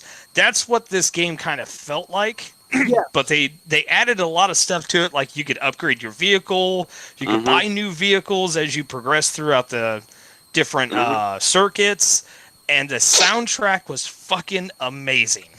Yep. And why is the soundtrack amazing? Because it's got rock and roll. And not just any old rock and roll, Shane. That they're classic rock and roll. Damn right. That good shit that's battle tested. So this game featured an amazing soundtrack. It did not need a lot of cars. Every car was competent, believe it or not. I would surprise you. I can beat you in the fucking truck while you have the F-Zero mobile, basically. Yes, I can beat you. I can do that. Oh yeah?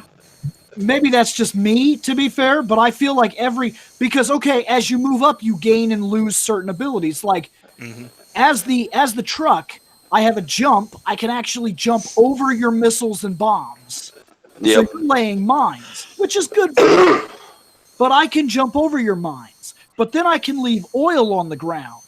And because you're in the jet wing, you can't jump.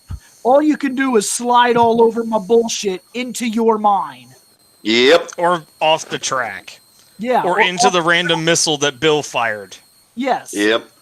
So you can learn combat. There's a couple of ways to really define your racing in this game. You can be a combat racer, where you're basically working on combat. You're learning all the weapons and all the tricks. You could be a racer, which is just going haul for ball speed. and get to the end. Yep, haul ball, Yep. get to the end, win the game.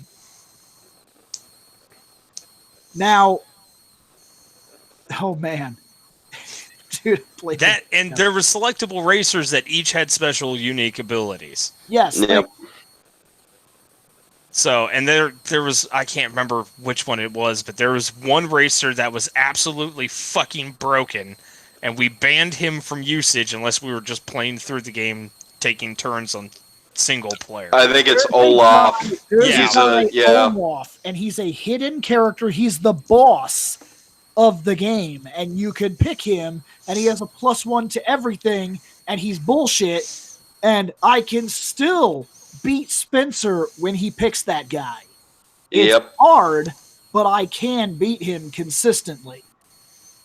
Now, like, one guy has like top speed and acceleration, another guy has like top Jake. speed and Yep. cornering, one guy has like jumping and top speed or something like that, and Mm-hmm. so yeah, there's which jumping, Is only useful if you have the truck. yeah, Right. it's more useful at the beginning of the game and it's progressively less as you start buying shocks, and then everybody basically gets your ability, so what was the point? Mhm. Yep. But It it gives helps you at an the edge in the beginning of the beginning game. to get you money. Yeah, because at the beginning of the game, if you have Ivan and you have that jumping ability where jumping doesn't slow you down, you can use the jump almost like a turbo and win a couple races early, and then And get then- the money and get to the cars that the other guy doesn't have. Yep. Every time you move to a new planet, it kind of takes a different atmosphere. So it keeps it somewhat interesting. There's road at the start, Mhm. very much like an apocalyptic era road type of thing. Mad Max that shit. There's an Yep. ice level. There's a kind of like a beach level. There's this Yep. fucked up crazy like you're on a world of aliens or something. Mm-hmm. It's cool. This Yeah, game it's some has- Giger shit. Yep. This game has crazy awesome personality and is easily one of the best racing games ever released in its era. And you'd be surprised how many people don't even know this is a thing. Hmm. That's why I've said multiple times, if they ever remake an old SNES game, I swear to God, it needs to be fucking this. It would be too much of a pain in the ass to get all the licensing rights for the music. That's one of the biggest things. Part of it. And you'd have to wonder, do they go after the original licensing rights or do they throw in a bunch of new metal stuff? Yep. Right. Right. But I mean, even then, there's still got to be like a lot of people, because a lot of the metal heads out there now, like a lot of the metal bands, they're hardcore nerds like we are. So a lot of them probably played this game. So they'd be like, fuck, you want to use my music in this song? I don't give a fuck. Fuck the record label. Here you go. Yeah, this game's amazing. I'm telling you, 100%. I love it. You got to play it. Mm-hmm. I did play it. You beat me. Fuck you. That happens from time to time Yep. on this game. Yeah, sure. I can sometimes edge out a Bill and get a first, but yeah, usually Bill will kick my ass too. So Me and Bill like to go back and forth between who gets first and who gets screwed and ends up taking fourth. There is no Right. first and second, because we'll fuck the other as hard as possible. Because so many right. times that I'll lay so many goddamn mines in Bill's path, he can't go 2 feet without blowing up. Which And then there's actually- times where Bill shoots me from across the map. I think this is an episode as well where we literally have an entire episode where me and Ryan Shinigami Light Bulb We talked for like the whole episode. I want to say that's Legacy of Gaming. No, it's a What's Up because Ryan You came know what? over. Yeah, it's a What's Up. I think it's like episode 3, I think. Because I guess Ryan thought that we were filming and we weren't, so he just came over and hung out, and you guys just played fucking rock and roll racing all night. Yeah, we did. Yeah, he It's had a good lot shit. to say. We enjoyed the hell out of it. But let's move on. Yeah. Secret of Evermore. One of my favorite games. This game pisses me off for only one reason. I had this game, but because I got it from the video store that my stepmom was working at the time, somebody used one of the fucking secret cheats in the game, which will break the cartridge. So I had a broken cartridge that would boot, get almost up to the main menu where you can hit start and select everything, and then the game would fucking freeze. Oh, So I could never play this game. You can't play it. It's just like Final Fantasy III when you can actually delete the game. Yeah, Yep. Or save the game. Yeah. Yeah, that was that's the sketch the paint glitch. Yeah, sketch Yeah. glitch. But Yep. that's if it's done incorrectly. But this But yeah, game Secret of also Evermore. has another problem like that, and the copy that we got, the one that Seth gave to me, it doesn't work. You cannot play it. The Man, cartridge it's a good thing itself that is I white. got us a working copy then, huh? At least I think I did.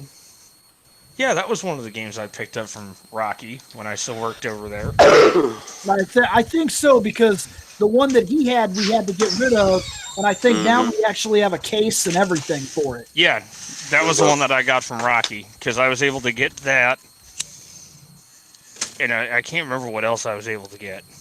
There was a couple games that I bought off of him. It was that, Dragon Warrior, in a case with all of its stuff, baseball things. And, he just wanted to get rid of it. and something else, but I honestly cannot remember what the other game was. Yeah, I can't either right off the top of my head. But yeah, Secret of Evermore plays a lot like No, it's Secret not. of Mana. It's not about cleaning the cartridge. There's an actual glitch in the game that, if utilized, it actually wipes the data from the cartridge itself, so the game data corrupts. So it's not like losing a save file. It corrupts the actual cartridge itself and wipes the game data, and it cannot be fixed or played ever again. Yeah, the ROM file on the cartridge is done. Yep. It's essentially what people were assuming was going to happen in Y2K. Now, for you youngins out there, they thought that computers, once it got to 0000000, the nukes were going to blow up and we were all going to die. Only, since it's a Nintendo cartridge, or well, a Super Nintendo cartridge, you now have no game. You have a physical brick that doesn't do shit. Yep. It's a really nice looking paperweight. Yeah, exactly. It's a $60 plus paperweight. Actually, Yeah, no shit. yeah. But played a lot like Secret of Mana. You had the kind of pseudo top-down adventure-y, action adventure game style. Battle system was kind of interesting. Action RPG of its time, yeah. Yep. You did level up and everything, and you did get abilities, and it's big difference. The dog changed depending on which area you're at. Because Secret of Mana, it's a team game. It's more of a classic feel, even though it is a new age. Like for its time, it was very new age, but it was classic because it had a team. You knew you had like a mage. You knew you had like a strong guy. You knew And you had a thievy guy. But in this, it was very much just the kid and his dog. It was a boy and his pup. Yep. And you could play two players. You had one player. You could have a second player jump in and control the dog. In the prehistoric-looking area, because it was just a planet that was broken up into different little islands and stuff that had, like, this one was more the prehistoric stuff. This is more medieval. This one's the futuristic area. And this one was Roman times. When you're in the prehistoric area, the dog mutates and adapts to the area because of something that happens in the beginning of the game. He becomes like a feral dire wolf. When you go to the medieval times, he becomes a fucking poodle. It's so weird. Yeah. When you go to Roman times, it's a greyhound, and for some reason, when you go to the futuristic area, you get Canine from fucking Doctor Who. Yep. Yeah, it Which very is much awesome was. because he shoots very fucking much lasers. Also, there's a throwback to one of the games that we talked about earlier in this. Cecil Harvey actually shows up in the game, and he fixes your bazooka. Mm-hmm. Which is confusing to me. Yep, he decided in this universe, Cecil Harvey got back from the moon and was selling shit that he and his party members got out of the Lunar Subterra, ultimate weapons, selling them in a random shop because he didn't want to be the king. He was like, nah, I didn't feel like being the king. I moved here with my wife Rosa. I just sell stuff. Right. It's like, what the fuck, dude? So it was like an interesting little funny thing that was in there. Like they like to throw Easter eggs in, and I like games that do that. Right. It's like, hey, here's the throwback to some of our other work. Like Parasite Eve, they had the Chocobo flag on the museum. That was kind of neat. But this is one of those games I really enjoyed. Spells were handled a lot differently than most RPGs in this game, too. You had spells that you can learn, and they were called alchemy. So you had to go pick up different ingredients and stuff to be able to use them. So if you rubbed 2 rocks together, you can make a big rock hand, and it will smash people. If you need to heal yourself, you take a couple petals and throw them up in the air, and suddenly you're healed. You can make acid rain, and there was also another spell that made you like fucking super strong. It was the Atlas spell, I think. So there was a lot of really interesting enemies in each of the different areas. The boss fights were ridiculous. Like the first boss, you actually see right on the cover here.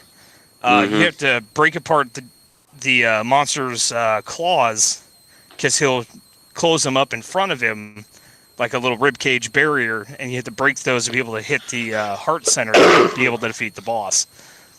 Which, by the way, this first boss, it's not exact, but it's awful close to the exact same boss that you fight in Illusion of Gaia. Yep. Because it's the same thing. He has these hands that he closes up, and you got to hurt your hand first. And that's why when we were talking about Illusion of Gaia, I said there's a lot of stuff that reminds me of like Secret of Evermore and Secret of Mana, because I played Secret of Evermore before either of those two. Oh shit. My tablet's dying. I need to go grab my charger. Whoops. So is that this one? I think so, yeah. Yep. Anyone else got anything else to add? No? Nope. Charger! Hey, That's look, Charger. Mana. Oh, hey. It's that game I really didn't care for.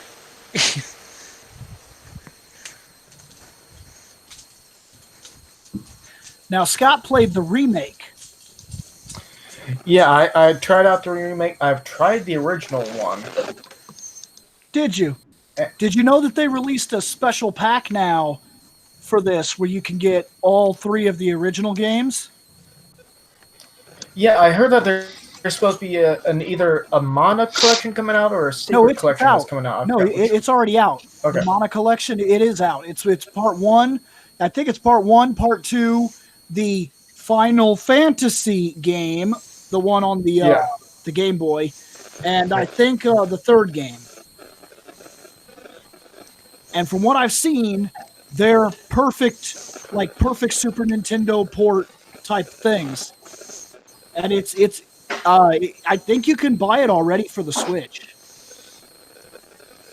Yeah, somebody posted in the comments I hear it's coming to the Switch. Switch. I actually thought it was already on there, but I very well could have seen it wrong. I could have been on the section of games you can buy ahead of time, but I know it's already on the store. Unless you saw it on the store as one of the pre-order things. That's what I mean. I could have very well been. It's not available yet. I know you can buy it already. And the biggest thing that's a draw for me is the second game, because we did not get that here. I played a translated copy on a ROM, but that game did not release here. So this will be the first time that you'll have a chance to play that game in its original form here in the States. And it's really good. Like, it's one of the first games I remember with multiple ways. Like, you pick from like 8 different characters, and that's how it tells the story. So if you pick one person, you don't see other parts of the story, because it's like you pick 3 people. So you might pick this sorcerer lady, this werewolf dude, and this cliche sword guy. Well, that deletes the other people, and you don't see their parts. So you see the storyline from those angles. Kind of like how years later, we saw another game do the same thing. And that was the Octopus Traveler. Oh, Octopath Traveler, you mean? Well, there was another game that did... Well, there were a few games that kind of did something along those lines, but not to the same extent. Live a Live on the SNES had something along those lines. And then the romancing... no, it was Saga Frontier was another one that kind of did the same thing. Oh my god. Yeah, I know, Saga Frontier sucked. Dude, I tried to go back to that game. It's rough. I tried, dude. I was sitting there and I was like 40-something minutes in, and I was like, this is fucking killing me. I do not have the patience for this shit anymore. Why do you think I gave you that game? It's because I didn't want to fucking play it ever again. Not much to say here, because honestly, we covered a lot of it through Secret of Evermore. These are very similar games, except for story and certain gameplay elements. This plays more like an original RPG, with the fact that you will have a guy that's made for tanking, you will have a guy that's made for spell casting, and so on and so forth. And you will be able to play this 2 players, just like Secret of Evermore. Yep, and the battle system's pretty much along the same lines. It's yes. You got like I guess you could call it like a stamina meter. It's just a percentile that goes up, and then when you attack, it drops to 0. And you always want to be able to be attacking when it's at 100%, because that's when you do all of the damage. Right. Because if you attack at a lower stamina rate, then you don't do shit for damage. Yes, because you can like just spam the button, and he'll swing the sword fast, but he'll be like 5, 1, 1, 1, 1, 1, 1. Yep. Yep. Which actually happened to Scott because he didn't have the bottom of his screen. Yep. Jesus, that would suck. Dude, I was watching his stream and I was so fucking pissed, but I didn't know what he was seeing. So on his stream, the whole screen is there. So he looks like an idiot because he walks up to this bunny and he's like, whap, and he hits it with like a 5, and then he's like 1, 1, 1, 1, 1, 1, 1, and I'm watching this bar go 15%, 15%, 15%, 15%, 15%, and I was like, fucking wait, stop swinging. I was so pissed. I was like, it fucking says it right there, Scott. And he's like, it was part of many games that were some of the bottom and tops were cut off while I was trying to play. Yeah, the next day when I was like, he came over to film, and I was like, I saw your stream, and he was like, oh yeah, and I was like, dude, I was so fucking pissed off at you, dude. I was like, it was right fucking there, man. Fucking wait. And he was like, what are you talking about? I was like, the fucking bar at the bottom says 100% when you swing the sword. And he just stared at me. And I was like, it's at the bottom of the fucking screen. And he's like, no, there's just like a character. I was like, it's under the fucking character portrait. It says 100%. And he's like, there's nothing down there. Well, it turns out that his screen was set up to do the fit. So instead of creating a letterbox format, it just cut the top and bottom of his screen off. So he didn't have that display at all. Sounds kind of like my TV. It doesn't like working with my PS4, so I have some of my stuff cut off, which makes 2 or 3 indie games that I bought unplayable. Yeah, I bet, because I was really pissed watching Scott play. I was like, it's in front of your fucking face! So pissed. I was like, fucking stop for a second. Look at it, god damn it. Nope, can't do it. Can't stop, won't stop. Nope, it's blocked off, can't see it. I swung once, I'm committed. Yeah, that's what he was doing. He was just like it was an action RPG, and he thought he just walked up and I guess you could see the damage too. Well, and Scott, you never actually really played it on the SNES, did you? So your whole thing. I barely played it on the SNES, So, and at that point, really the only experience you've had with action RPGs then would have been Legends of Zelda. And you always do full damage when you swing that sword. To level up to call it RPG. I don't. I don't. Yeah, I know, but it's still along the same stylings in a sense. Would be the most comparable thing that he would have actually played. Or even then, Kingdom Hearts. Scott, you've played that. That I'll accept more. Yeah. Every single time Sora swings his Keyblade, you always do X amount of damage, or at least within variation.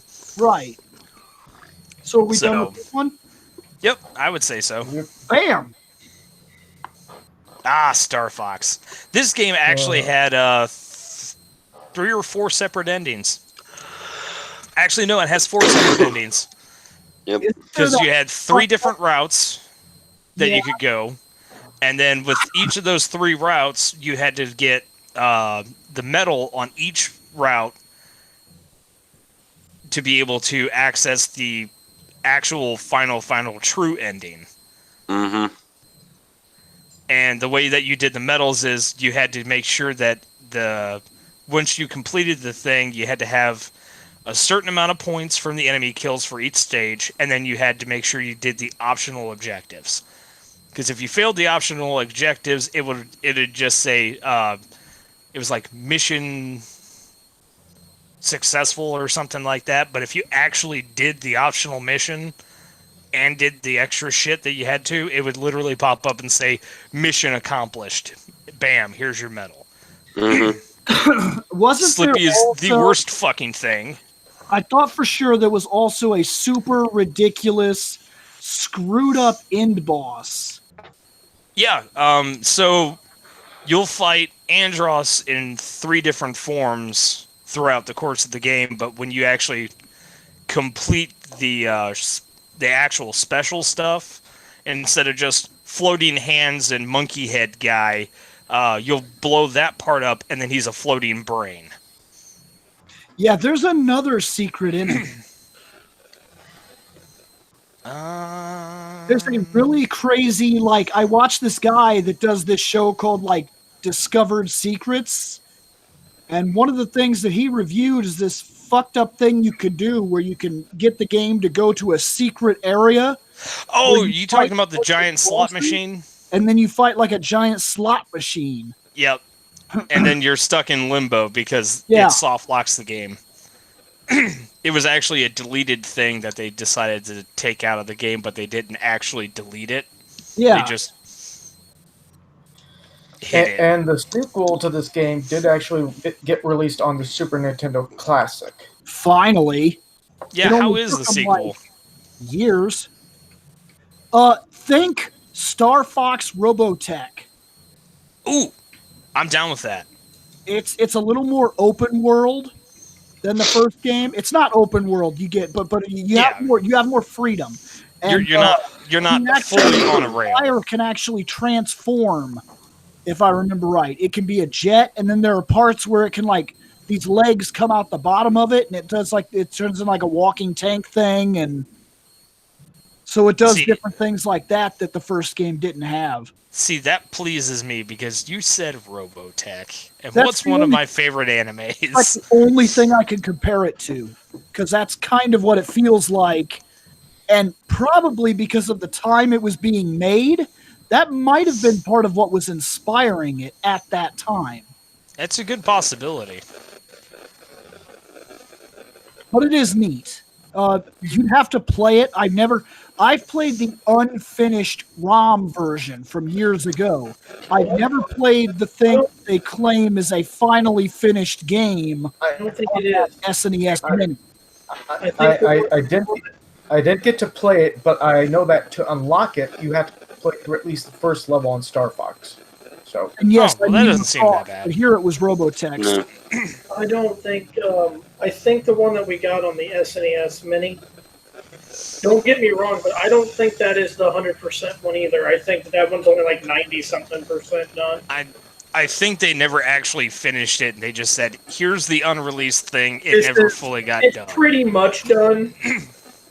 There's just like a little. I don't think it's 100%. I think it was like 90-something% done.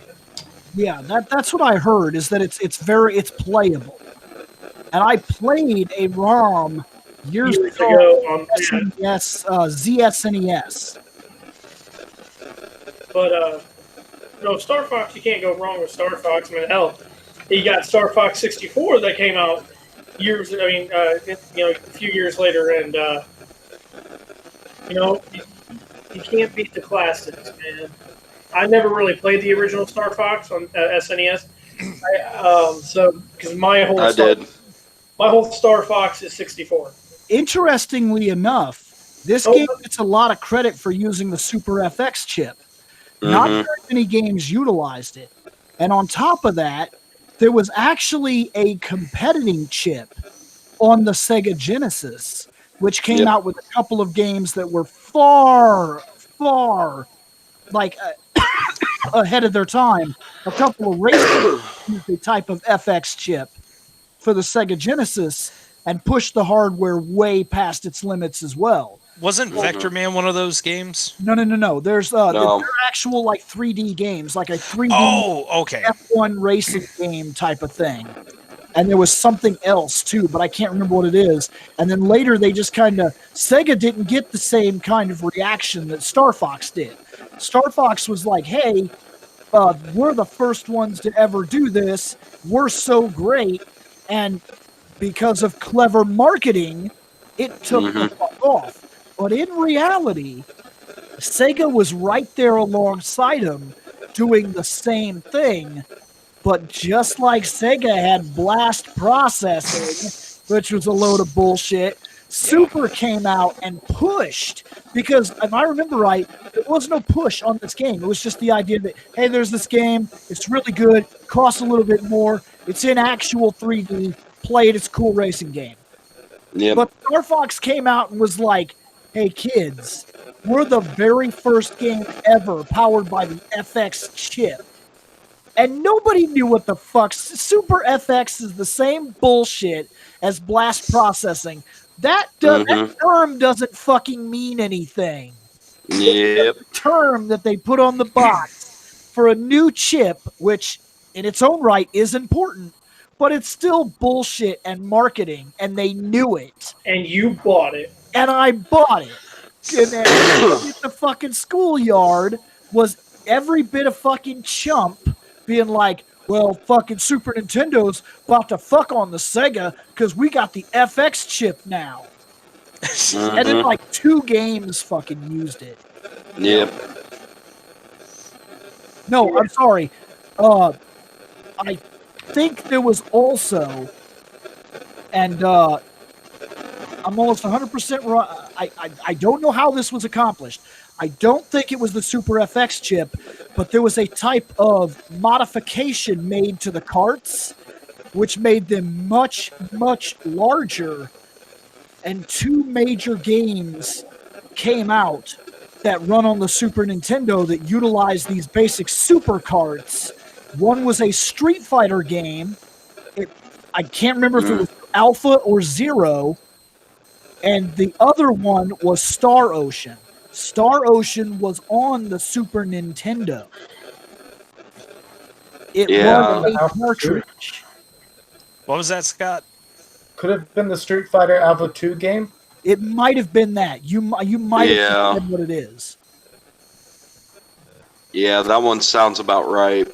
But there is a Star Ocean that is on the Super Nintendo as well, which is in one of these special carts. But by that time, we were already about to move on, and there was no point to create these super carts. But these games do exist. These modified things that could have given the Super Nintendo probably another 4 extra years of life had they went ahead with ideas. Which, if you're wanting to play the Star Ocean game on the Super Nintendo, find a way to get a PSP emulator going. Just play First Departure. Yeah. Next. Super Castlevania 4. I put Fantastic game. You can whip in 8 directions. Yep, and I love this game, and I hate this game because of that. You don't Like, like yeah. Go ahead. I honestly, I have a love-hate relationship with this game because of that. Because, when it comes down to it, the very first Castlevania I ever played was Symphony of the Night, thanks to Bill. And then later on, as I went back through all the lineage, I started going back to the older games and then working my way up. And as soon as I got to Super Castlevania 4, I realized something that drove me crazy on this game. And it's that I love it and I hate it. And I love it because of all of the cool shit that it did for the franchise. Like the ability to whip in every fucking direction you want. The fact that you could just whip and hold down the button and then flail the fuck around like a moron. And now Medusas can't do shit. Fuck those But Medusa I hated heads. it.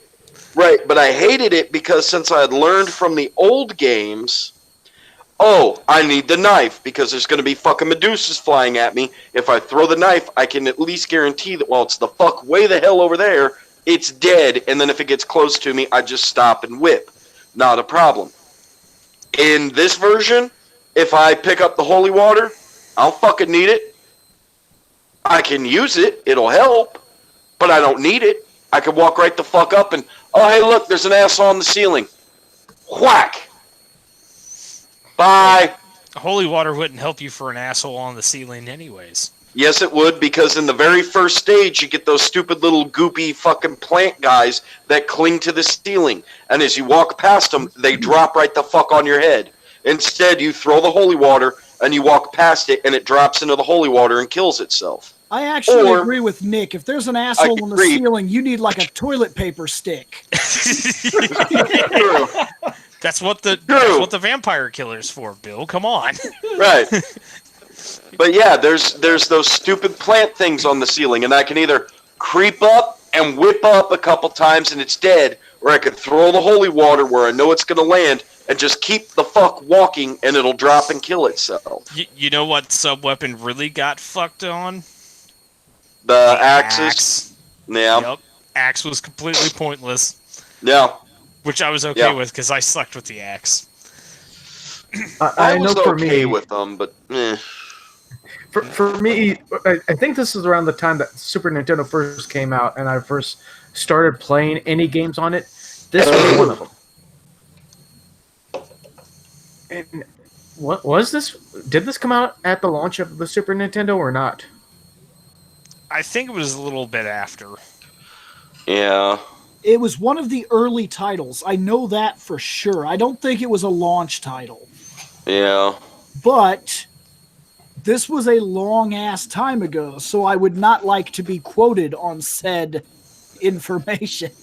Right. You could always ask Shane, the timekeeper. already doing it. No, see, The last hour, jerking his pud or something.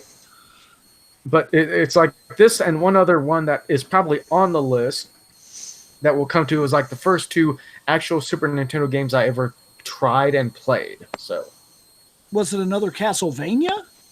no, another super. Oh, super okay. Nintendo Because I was about to say, how did you fucking play a Kumajao Dracula Double X? No. He didn't. Right. He played Super Ghouls and Ghosts. No. Best Castlevania game in the franchise. Right. I'm kidding. It's the best Final Fantasy.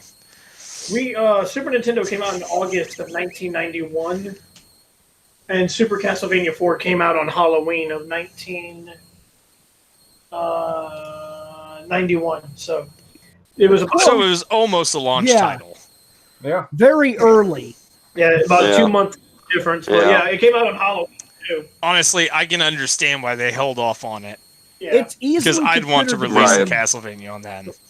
easily considered to be one of the best Castlevanias ever released. Only behind. I can't argue. It is very good. It is. I mean, but you're a symphony man. I'm a symphony kid, yes, Right. easily so. But for original Castlevania games, of course I like the original, but the original just gets a pass. Like, it's a really good game, but I actually don't think the original is, well, see, I go back and forth with myself, because kind of like Seth said, the weapons had a fucking purpose. And then you go to this game, and since the weapons have no purpose, I feel like that's bad game design. Like, why are they there? Like, you don't need them. Some of the weapons, they don't even hurt the bosses. Like, you throw the knife and it just tinks off the guy, and so what the fuck was the point? What's really cool about To this, piss me off. everybody's got their own Castlevania. I was a Simon's Quest kid myself. Yeah, go shut the fuck up, Shay. It was the best one. In terms of the No, original Simon's Castlevania, Quest has a better soundtrack than some of the others. That's it. in terms of the original gameplay Castlevanias,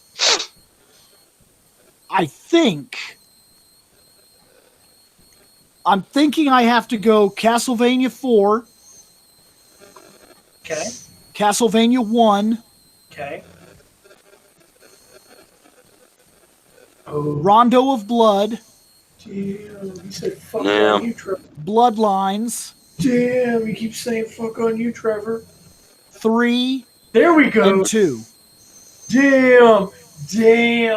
He's like, fuck you. Now, misunderstand me. Every single one of the original Castlevania games, original gameplay games, they're good.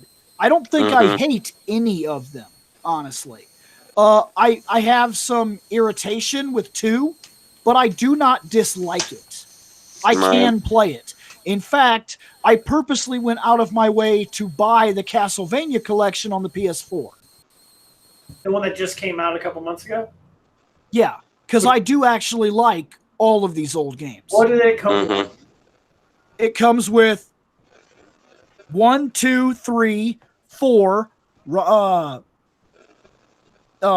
of Blood, Bloodlines, and 2 Game Boy games. Oh, damn. Oh yeah, yeah. There's the God. What is I think it? it was on sale for a while too, wasn't it? Actually, I don't think Rondo is on it. I think that's something I looked at Is it now the that I'm Game thinking Boy- about it. And I think I was pretty pissed that they left Rondo off of it. Is it a Game Boy Right. game that they released, or is it like a Game Boy? No, I think it's straight regular ass Game Boy It's because it's like one of the Castlevania- like Kid Draculas or something. I It's think. Castlevania Adventure for the original Game Boy and Castlevania Belmont's Revenge for Game Yeah, Boy. that's it. Yeah. But let's move on from this. Yeah? Yeah, let's do that. Yep. I know what's next. Oh no, I saw no, I was wrong. There's actually 2 versions of All Stars that are out there, and I prefer the secondary version of All Stars myself, just because it does come with Super Mario World attached to it. Okay, that was on the list. But see, Right. Super Mario All-Stars made it, Super Mario World made it, and that game made it. So I just didn't bother finding that game. But yes, paying for your buck, the best way to do this would be the Super Mario All-Stars plus Mario World on the same cart. Right. But I did not put them, I just got the game cartridge covers for both of them because I knew we'd end up talking about them. Right, exactly. No, and that's fair enough. Because this one I actually did enjoy. I did have this one, and I played the shit out of it all the time. The only thing that I honestly did not like about this version of the game, like just the fact that it is All-Stars, is they do end up reusing a lot of the exact same assets throughout each one of the games. So now Super Mario 1 and the Lost Levels look much, much different than what they did on the NES. So if you could get past that and the fact that they aesthetically look different, it's still essentially the exact same fucking game. Well, what was that you interesting, can still play through. What was interesting about this is that in terms of us growing up, this to me was the first remake I remember. Because part 1, 2, 2, and 3 were all remade in new graphic style. All of them. Because even part 3 did not maintain the Nintendo graphics. It was upgraded. Right. And I'll still play the shit out of it. Oh, no. I'm not saying anything bad. It just, to this day, this was the first remastery, I guess. Maybe not even remake is not the right word. Yeah, this was the first remastery of, like, my childhood. I don't remember anything else doing this. Sure, there were other versions of things, like you had Turtles on one system, Turtles on another system, or whatever. But, like, this was the first time I'd ever seen them take a game that I had already played and make re-release it. Yeah, and basically re-release the same game looking better. Right, and that's why I said, like, because the graphics are a little bit different, like they changed the sprites and the backgrounds and shit, it is a little jarring when you go from one to the other. So sometimes that will throw off your timing with jumps and shit, but after a little while of getting used to it, you get right back into the rhythm of, oh, I'm here, I need to hit the jump button so that way then I can clear these 3 Goombas in the gap. You know? Yeah. This was also the first time... Sorry. Is there really anything to say? Can we add to... Here's the easiest way to say everything we need to say about Super Mario All-Stars. It's Lost all levels. your old favorites, plus Well, that's Lost Super levels, Mario 2, and they look better. Yeah. That's why Still I the said same Super good Mario feel. 2 and Super Mario 2, because the Lost Levels is Was the the actual actual 2. Super Mario 2. Yep. Whereas Super Mario Brothers 2 is Doki Doki Panic with a Mario skin. Yep. Yes. To be fair. And with this is the first time that I got to play actual 2. And as a 8-year-old kid, I think this was the first time that I actually did break a controller, like went out of my way to break a controller. Was it because of the poison shrooms? Because of the fucking poison shroom. Much like World 1-1 Goomba, when you're 4 years old playing this game and you have no idea what the fuck Mario is, you hit the thing, oh, it's a purple mushroom. That must be some new power-up. Hit it, dead.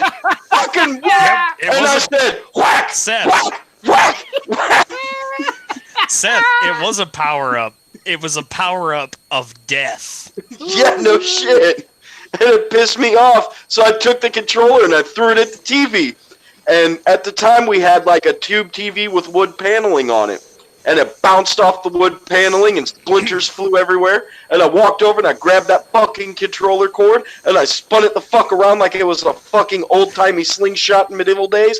And I said, whack, whack, whack, whack for like 5 minutes. And I was like, fuck this game. That makes me remember the funniest moment I can remember in my gaming history in terms of controllers. I remember one day we were playing this fucking game, me and Cody got fucking pissed. And I don't even remember what we were pissed about. Because of what happened, I cannot remember what was going on before this moment other than Cody got up and he screamed, "Fuck this game!" And he took his controller and he whipped it like fucking Castlevania. And he hit it on top of the TV. And he was like you. He had one of those old fucking wood paneling TVs. Well, the controller hit exactly perfectly and then came back and hit him in the face and broke out. It literally chipped his front tooth out. Yes. Fuck this game.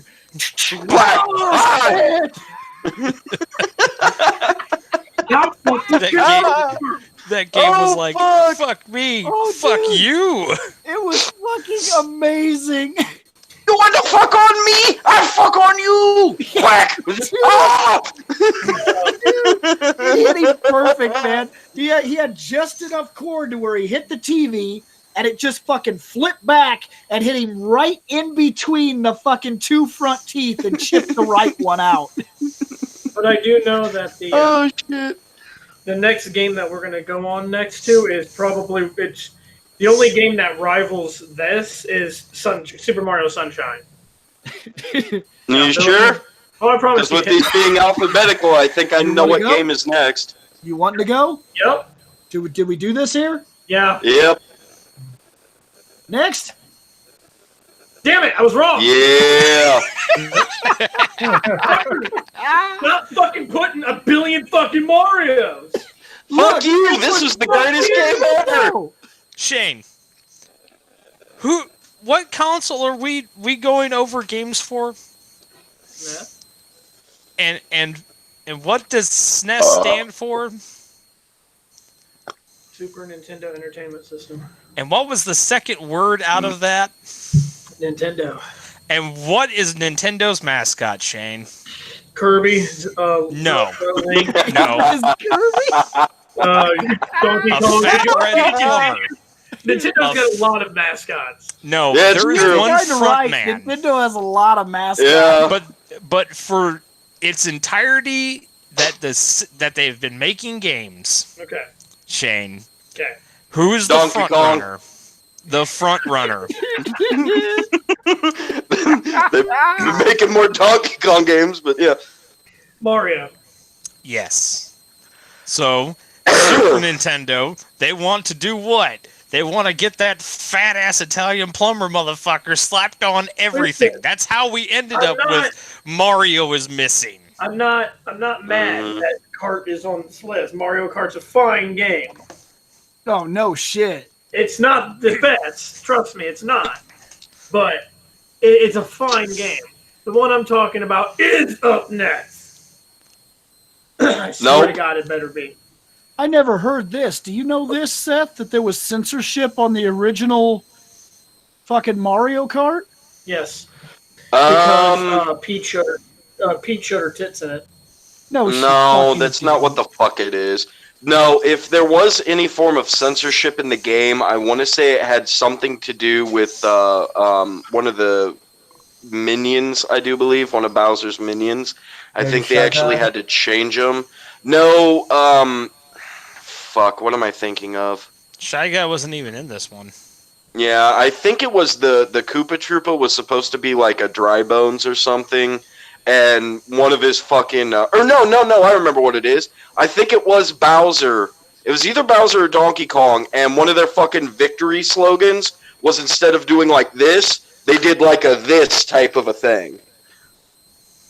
So and because it looked like he was the jerking fuck off you. or whatever, wasn't it? yeah, so it was something like that where it was like either a fuck you or they were like jerking their pud. So they had to change it. Yeah. I do seem to remember one or the other. I do remember it being something about the victory pose at the end. Yeah, because I kept thinking it was something like one of the levels there was something that was spooky, but no, it was one of the victory poses. Yeah, I remember that now, but I don't remember why. I just Right. know it was like looked like he was jerking off or like something like Yeah, I do flipping the remember that bird now. type of thing. Yeah. Okay, so look, this was the party racing game, and it's pretty Mhm. much defined what party racing games will be. If you haven't played it, what the fuck? Right. Also, this is the first instance of a Mario game causing you to lose friendships. Nowhere near on the same level as the party games. I don't know. I mean, technically speaking, Mario 3, if you're playing 2-player and you decided to be a dick and just go in and steal your friend's fucking thing so you got a life and fuck them. Oh no, But- no. Like when was you're this at that, only 2-player, or was this 4-player game as well? No, this was only 2. Only this 2, did not yeah. use the multi-tap. Okay. It would have been prime fucking real estate for the idea, but no. Right. I think this came out a bit before the multi-tap. No, did, so. I actually think the multi-tap was almost a release date thing. Oh. Yeah. It's not that it fucking got any kind of utilization, but I think in the Right. actual dev kits, all the devs knew that it was capable of 4-player interaction. Mm-hmm. Next, Yeah, I just don't think anybody used it. There we go. Hey, Shane, was this one you There's were a talking good about? game. yes, the only game that rivals this one in the Mario lineage is Sunshine. But Sunshine sucked. No, Mm, Sunshine was great. Sunshine was good. It's not as great as every other Mario game has been. Okay, let's just put it this way. I do not like Sunshine, but I will still play it over the 2 Galaxy games. You know, truth be told, I've never actually played the Galaxy games, so I can't argue there. I have both I've of them. seen them played, but I haven't played them. Well, I have the both big of them, problem is but me you and would Bill have to- have actually... You Go would have ahead. to play them in Gwen's room, and it's hotter than shit in there. Like, you need a fan. No, by the way, Bill, you were wrong. Not really. I mean, I'm pretty sure You're I still talking have about my no, I'm Wii wrong. somewhere. I just I gotta have the fucking game. hook it No, up. talking about you were wrong about what we were talking about just a few minutes ago. What is it? The multi-tap was not a release. No, I didn't say that it was released. I said that it was already in the dev kit for original programming, that everybody knew the Super Nintendo could handle 4 players. The devs knew. They just didn't actually do anything with it. Yeah. Yeah. Because the So- dev kits are sent out way before we ever get the system. Yeah. Because we have to have games to be able to, I don't know, use the fucking system. Yeah, the Super Right. Nintendo was always capable of 4 players. It just, they didn't, by the time they got the tap out, like what, 2 fucking games used it? Yeah. Yeah, probably. Um, I don't know. Yeah. To be fair. No, I'm pretty sure that Micro Machines used it because I think there was a Micro Machines game on the Super, so I think it used it. And then I can't remember anything else. All I know is that this game is goddamn fucking amazing. It was one of the first RPGs I ever goddamn played. yeah, this it one was actually unique. had a lot of unique stuff with it. It had a Awesome character named Gina. Timing attack was something that simply That's did what I not was exist trying to in think. RPGs back then. Mm-hmm. nope. And for This that was matter, the first instance of it. even today, it's kind of a rare thing to like hit X right when you like land an attack. You know what I mean? Like Mhm. even today, it's not something that gets utilized in most turn-based RPGs, if at all. Yeah, usually it's only the Mario RPG games. Well, I Yep. mean, there are other Yeah. games that did it, like fucking belly shirt chainmail douchebag. Right. That was something that did it, and then Lost Odyssey? yeah, Legend and of the Dragoon was... Legend of But Dragoon. they uses utilized it really Right. awesomely with the additions. Final Fantasy VIII, Yeah, technically they do it too because they do it for their the gun, they the do it for Gunblades. one character, Two. and Right. they do it for some of the the specials or whatever. They do it for 2 characters. What other character? Cypher. Cypher and Squall both get the Yes, but you don't Gunblade. really use Cypher, No, but he is a party member for a short period of time. right? So, Yeah. but you had that. You got to fight a super ultra awesome secret boss that had a remixed Mhm. version of the Final Fantasy IV boss theme, and that fight was Yep. super difficult if you went into it without actually knowing what the hell you were doing. There are a Yeah. plethora of if secrets. you were close to the end of the game, yeah, you were pretty But- fucked.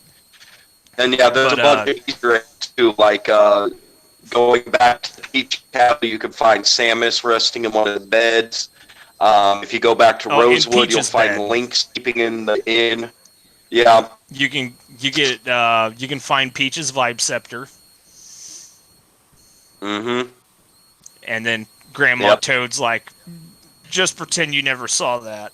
And Yeah. you're like, ah, Right. is Well, this why I never technically get laid? speaking, yeah, technically speaking, it's you find toadstools question mark, question mark, question mark, question mark, which could be pretty much anything. It's her vibe Yeah, center. especially in like an So- like Mario, where the universe is very innocent. He probably opened the drawer and saw her pink little panties. That's a possibility. Who knows? Right. Tell You me, either Scott. found a bra or some panties, or who knows? Peach had a bag of weed. You found Peach's cocaine. No wonder she's always getting kidnapped. You know. So tell me, You found Peach's toad-shaped tool. tell me, Scott, that you beat the shit out of this game. I've barely played it. Oh, No, he blows my mind sometimes. Scott, Yeah. man, that does surprise me that you never really played this. I do have this on the SNES Classic, so I do plan on trying it better than I. But you never played it back in its day, even? he said a No. little bit. I thought you said a little bit. No. Nope, not at all. Okay. That shocks me. Yeah. Because this game was huge in its time. It was like one of those games that was always rented out. I Like think you Yeah. either had to buy it or wait your motherfucking turn. it It was. also has a Super Sentai reference in it. Yep. The Axum Rangers. Now, Yep. if you, It's got the Sentai reference. It actually has a couple of Bruce Lee references where fucking Mario runs in and he starts fucking throwing haymakers like, I'm gonna go beat some ass. And they'll grab him and be like, calm down, Bruce Lee. Fucking wait. maybe I'm gonna Um, tell you something, Scott. When you decide to play this game, and you play this game, and you're like, man, this game is actually the shit. I can't believe I haven't played this game yet. You'd be like, man, that Gino is amazing because he's going to be your favorite character, like he is my favorite character, and like he is everybody in this this podcast favorite character. And if you say he's not your favorite character, you're a fucking liar. I Moving mean, on. Gino can quad he's 9 one of them. Yeah. like a madman just by throwing the Gino whirl if you know how to time it right. It just Right. doesn't work on bosses. Yep. But God forbid any random fucking Goomba rolls up to try to bite Mario's ball sack. Wow, Gino no. will walk up and be like, What? bitch! I think the next game that we're about to talk about, if I'm correct and we're in alphabetical order, as long as there's no more S's, I think I know what we're going It's to talk Super about. Mario World. Should be. Yep. Okay, we got one more then. He's like, as long as it's not an S, it's Super Mario World, Shane. Right. we all knew it was coming. No, because it could have been Super Mario Says, a Simon Says version of Super Mario. And he'd have been like, motherfucker, what is this obscure piece of shit? Who put this on their list? So look, this game is Super Mario World. Yep. Do we really have to do this? Like, unless somebody has an It- actual gaming story or something, who the fuck hasn't played this? Right. That's true. Nobody's got Put an your old fucking memory hand or down, nothing? Shane. Oh, I've actually never played it. The fuck out of here. Sega Kid. Moving on. Honestly, the only thing I really remember from this is I used to play this a lot with my little sister growing up, I gotta be honest. and we had a blast with it. And remember, And Bill, that I we told had played the original Super Mario Brothers and Mario Brothers 3 a lot, and 3 was one of those games that we really enjoyed because we could get, all the different power-ups. I love the hammer suit. She always loved being the Tanuki. But with this, we actually noticed that there was only the 2 power-ups, the Fire Flyer, which we were already used to, and then the Cape Mario, which I absolutely adored. Yeah, because I myself actually believe that Super Mario World has the weakest arrangement of power-ups since Mario 1. Yeah, I mean, yes and you have no. 2 plus a Um, Yoshi. Right. Well, that's the other thing. Is I was going to say the Yoshi technically count as a power-up. Because if you take the green Yoshi, depending upon what type of a Koopa that you eat, like the color of the shell, it gives you a different power-up. But once you get up to the fucking Star Alley or whatever it is, Star Road. when you get up to Star Road, yep, there we go. I knew it would come back to me. Once you get to Star Road, you can either get the red Yoshi that always, no matter what, will spit out fireballs. You can end up getting the yellow Yoshi that no matter what will always fucking stomp every fucking enemy. You can always get the blue one, which will always fly no matter the fuck what. And then the purple one, I can never remember. There was no purple one. Oh, yeah, that's right. It was just the blue. That's right. Yep. So, yeah, because it was the green, blue, the red, red, the yellow, and blue. Right. Yep. And no matter what color Yoshi was, you were always punching him in the head. Mm-hmm. Yeah. And that has been officially stated by Nintendo. Yeah, it has been. All right. And then they also had the 10 super crazy difficult stages for when you've actually beaten all of Star Road that were very challenging but very rewarding when you beat them. Yeah, I was about to say, if you can find it. Sometimes when it comes down to it, the hidden paths that you could take in each world, sometimes those are a pain in the ass to find. Yep. But once you figure it out, you feel real good about it. Mm-hmm. So I remember me and Annie actually playing the living shit out of this until we had every single exit. And then the special world, or the special levels, we did fine on like the first 2 or 3, but then it was like right around that midpoint is when it started just severely kicking the shit out of us. And me and her each had farmed up like, I had like almost 80-something lives, she had a good 60-something, and then we just kept dying and dying and dying and dying. And before we even knew it, I had to give her lives because we were dying. Yep. And we were like, how the fuck did we lose all of our lives? Because you weren't farming them the easy way. Story. No, we were. We had the super simple way of doing it. You go to the secret world that has the 2 blocks that are fire flowers and the 2 blocks that are the feathers and the Yoshi in the center, and you hit that and keep getting the heart or the one up and run away and go back in. That took too long. I just went and farmed the moons and the silver coins. Yeah, you could do that, because then there are a couple levels that'll automatically give you minimum of about 5 levels per going through. And if you're really good with it, you can get about 40 lives in one run on one specific level. Right. We got really good at that. I can believe that. Immediately went back up the Star Road just to get our shit kicked in again. It was good times. Yep, because it was that good old-fashioned 90s shit of, awesome! Tubular! Bogus! Fucking, you're like, you god damn it. Like, nowadays you look at it and you're like, we were so fucking stupid back then. Yep. Whoa. It's the best. Whoa. Whoa. Whoa. Right. Well, Bill, if there is no more S's, then the next game should be... Bam! Top Gun.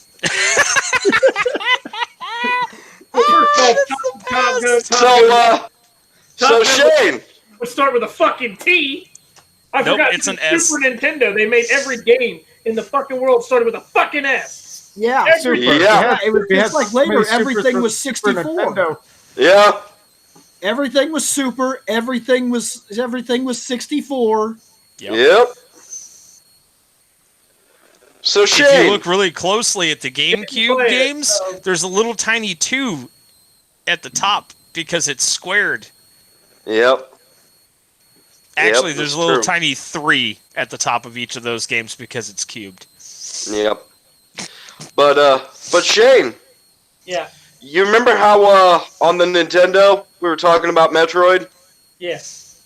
And you remember how on the Game Boy we were talking about Metroid? Yeah. Yeah, you notice how those 2 games were connected? Yeah. Yeah. Did you know that this game was connected to the Game Boy? Of course you did, because I fucking told you it was. Yes, you told me the whole story. I listened to your when I type in Seth Wikipedia, and I'm like, I want to know about Metroid, Seth Wikipedia, and it's like, shit, I got some knowledge.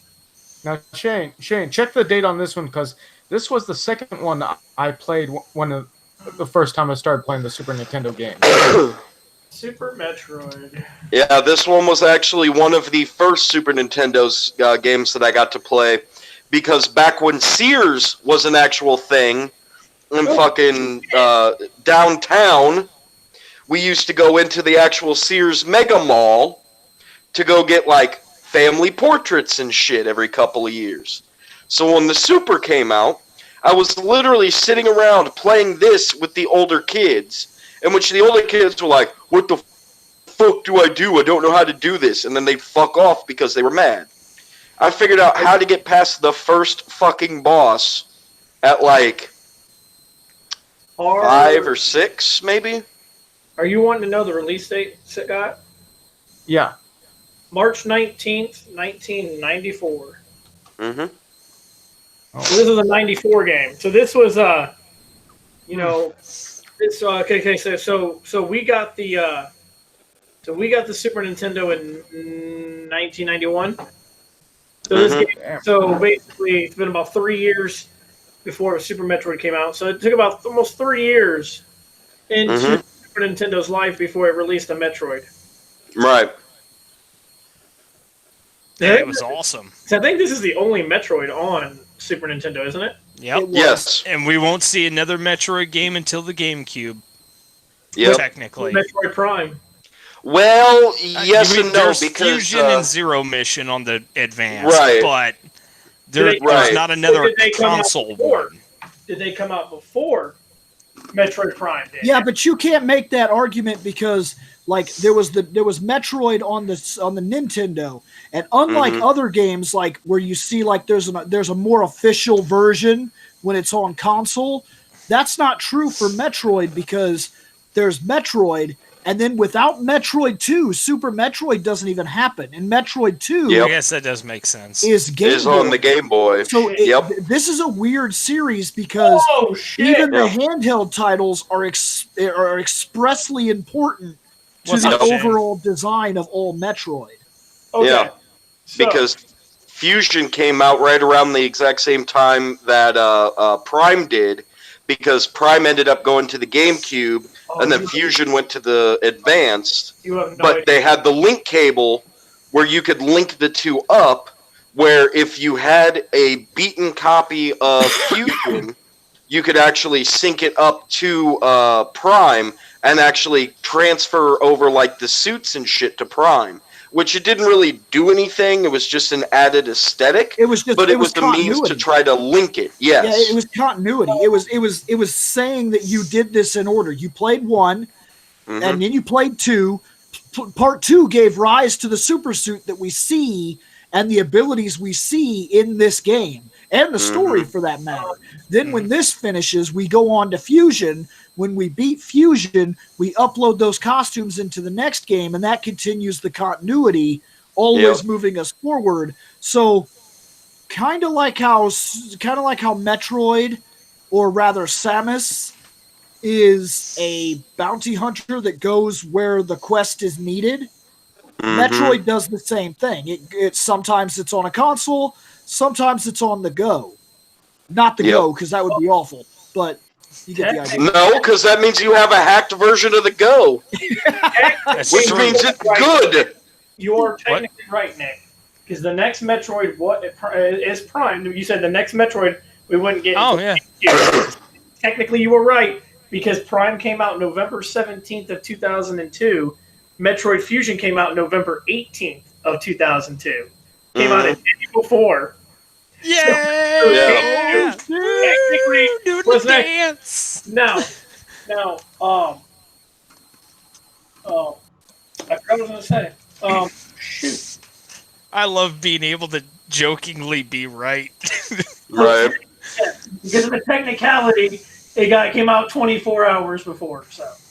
Right. But technically, Fusion actually does have a subtitle of Metroid 4. Whereas Metroid Prime is literally a new series that literally, technically speaking, has nothing to do with the Metroid franchise at all. It's kind of its own like side game. Now, the reason why it is that you could do the link cable, like Bill said, is to try to put it in some form of continuity, but right. technically speaking, it's not. It's its own shit. Yeah, he's right. Yep, Metroid Fusion is the 4th installment in the Metroid series. Mm-hmm. Technically, it's Metroid 4. Yep. All right, sweet. What's next? Because Well, You fucking Super fuck, bitch. Metroid added in a few things that the first two Metroid games didn't have. Right. And it had really cool tutorials for it because you had those two stupid sets of animals, the ostrich-looking motherfuckers that taught you, hey, you just picked up a speed booster, here's how you do it. Also, here's how you shine spark. Yep. did it And have then a map? and then you had, yes, it did have a map. Yeah, Yep. Bill hated that. Bill hates it And when games had maps. The fuck? And, well, no, and maps in Metroid, you either went searching and filling it out just like you do Symphony of the Night, or you were able to plug into certain little map stations and actually get a little map upload. Right. So that way you can see, hey, here's the pathing I want to take to get over to this area. Right. But the second set of little animal bastards that you got to have teach you something neat was the wall jump. Yep. Granted, the wall jump is a pain in the dick. Yes, it is. But Completely once you fucking master worthless. Oh, it's completely fucking worthless once you get the space jump. right, but you don't get the space jump until later on in the game. So once Yep. you end up learning how to do that wall jump, it becomes infinitely fucking important. Especially because then on your second and third and fourth and the 1,000th fucking run through, oh hey, I'm Samus. Here's my jump. That's it. Just up and down. Until I get the fucking space boots that actually let me fucking jump, Oh, you I mean the high can't do jump? shit other. Exactly. Once you get Yeah. the high jump, then you can reach a more accessible place. But in the meantime, I've got this here fancy ability where I'm going to jump, do a somersault, hit the wall, bounce the fuck off, and go over here. I can now reach that platform way the fuck up here that I couldn't reach on round one of fucking trying to go through this game. See, So you the can get a thing few is, more abilities a little bit sooner. I really, really sucked at that wall jumping thing, so sometimes I would just take the extra time and bomb jump my way up. Understandable. Yeah, No, I did that actually, shit too. yeah. And what's funny is because they give it to you here in Super Metroid, because I beat Fusion first and then went back and played the others, then once I went back to Fusion for like my 80th fucking time, I realized at the start of the game, oh fuck, I could do that wall jump thing. They carried it over. I didn't realize that. Mm-hmm. So shit like that actually did advance the actual gameplay for later games. So like Nick said, without, the fucking the speed boost ability and then like the fucking wall jump ability, I wouldn't fucking know jack or shit about half these fucking Metroid games and how the shit to beat them. Well, I guess we're on to the next one, Bill. It's Tetris, right? Nope. It is the game I put on my list. Tetris? Oh, Super Punch-Out! He's so pissed! Yes! Is super! No, Super Punch-Out I put on my list. You did. Oh, okay. Yeah, he did. Well, Yeah, the thing is, we already talked about Super Punch-Out, though, at the It's true, beginning we of the did go cast. over this. Right. Only that it traded in the original character specifically for a new character, but there was reason behind it. The idea was to finally do something they couldn't do on the Nintendo. When the arcade game came out, you actually saw through your boxer, and that's why he was a wireframe. Yep. Then the Nintendo came out, and Little Mac was created out of necessity because Little Mac had to be small so you could see. Yep. So then Super Punch-Out comes out. And the idea was to finally bring the arcade version, to finally bring it up to speed. Not that this would be a port, but the idea was to bring it back to the original concept. So they build this new character and they make him transparent, which was something they could not do on the Nintendo, and that's the reason the character changes from Little Mac. It was nothing more than Little Mac was created out of necessity, and they always meant to throw him away in the long run. So they make this new guy, and Little Mac had become such a loved thing that people were actually disappointed. As good as Super Punch-Out was, there was disappointment about the fact that Little Mac wasn't in it. So when they did another game, they brought him back. Mm-hmm.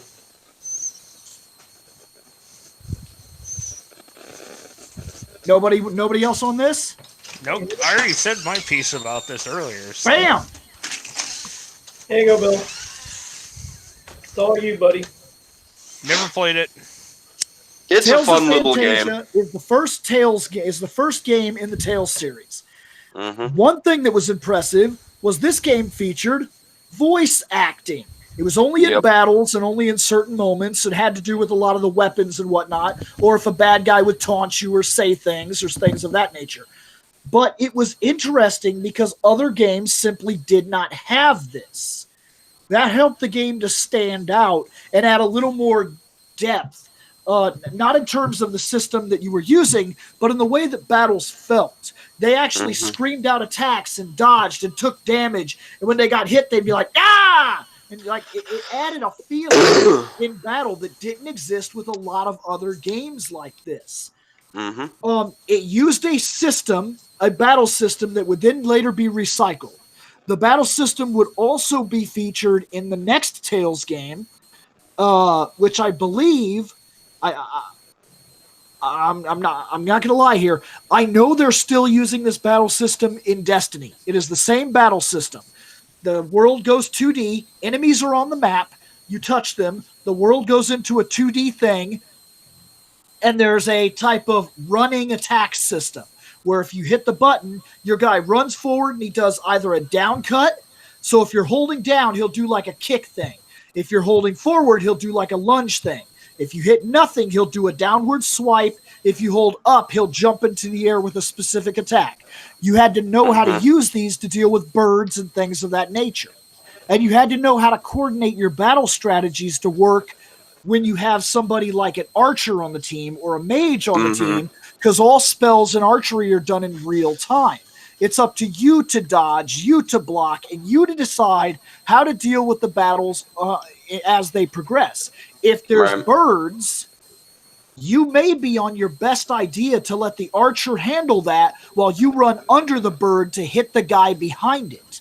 And these were decisions that were impossible to make on games like Final Fantasy, which helped this game to stand out and be an absolute treasure in the history of RPGs, and it put in motion what Tales would be. Tales would be an action RPG with a separate field system. Unlike Mana, where the enemies were roaming around and you would walk up and hit them, there was a battle screen, and battles were handled very differently than the rest of the game, making it still very much a menu-based RPG, but of its own design. Also, I believe this was 2 players. Somebody else could control another guy on the field. Yeah, I think he's right, yeah. Tales has been known to do that throughout those years, though. Is having, like, second player mode for somebody else to control a player or 2. Now, this was the first one I played. I played this through a ROM on my 95 computer, and it blew my fucking dick off, so the second I had a chance, I bought what I thought was the next game. It could be, it could not be. I'm not an expert in this. But Tales of Destiny was at a store at a Toys R Us, I believe, and I bought it because this game blew my dick off. Right, and in terms of that, I'm not sure. I mean, when it comes down to the Tales lineage, I know that there's only a few games that actually interconnect.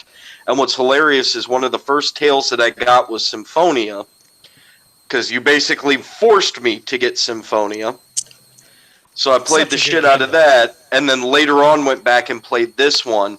And don't quote me because I'm not 100%, because I only got like maybe a quarter of the way through on Fantasia here. But I can't remember. Aren't they basically like what is it, like Fantasia's like the first game, and then you go to Symphonia in the actual story. I'm going to be honest. Can't In terms remember. of their lineage like that, I like Tales games. Mhm. I'm a casual Tales fan. If you give me a Tales game, I will play the fuck out of it. But I Right. don't go out of my way to find all the variants of Tales. No, My understandable. favorite to date is still very much Tales of Destiny 1. But Right. that is very much because of the characters in Tales of Destiny. I actually believe they are some of the best characters that have ever been seen in these games, but I am well aware that there have been better games technically that have happened, like Vesperia. But the characters stand out in Tales of Destiny, and there's not a single character that is not likable.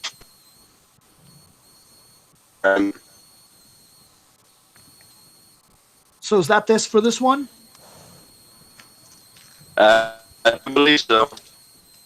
Yep.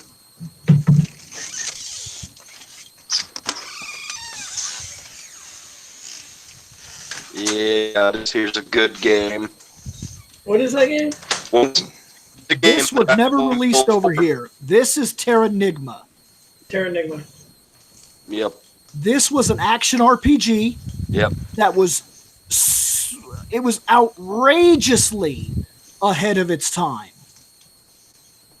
We could go on and on and on and talk its story and things like that, but honestly, here's the deal. If you played Sword of Mana, it was inferior to this. If you played Secret of Evermore, it was inferior to this. If you played Illusion of Gaia, it was inferior to this. The battle system created in Terranigma is probably the greatest action RPG battle system that had ever existed in this time. Nothing else even comes close to the responsiveness and usefulness of this battle system. Yep. And we never got it. Yep. Yep. The only reason.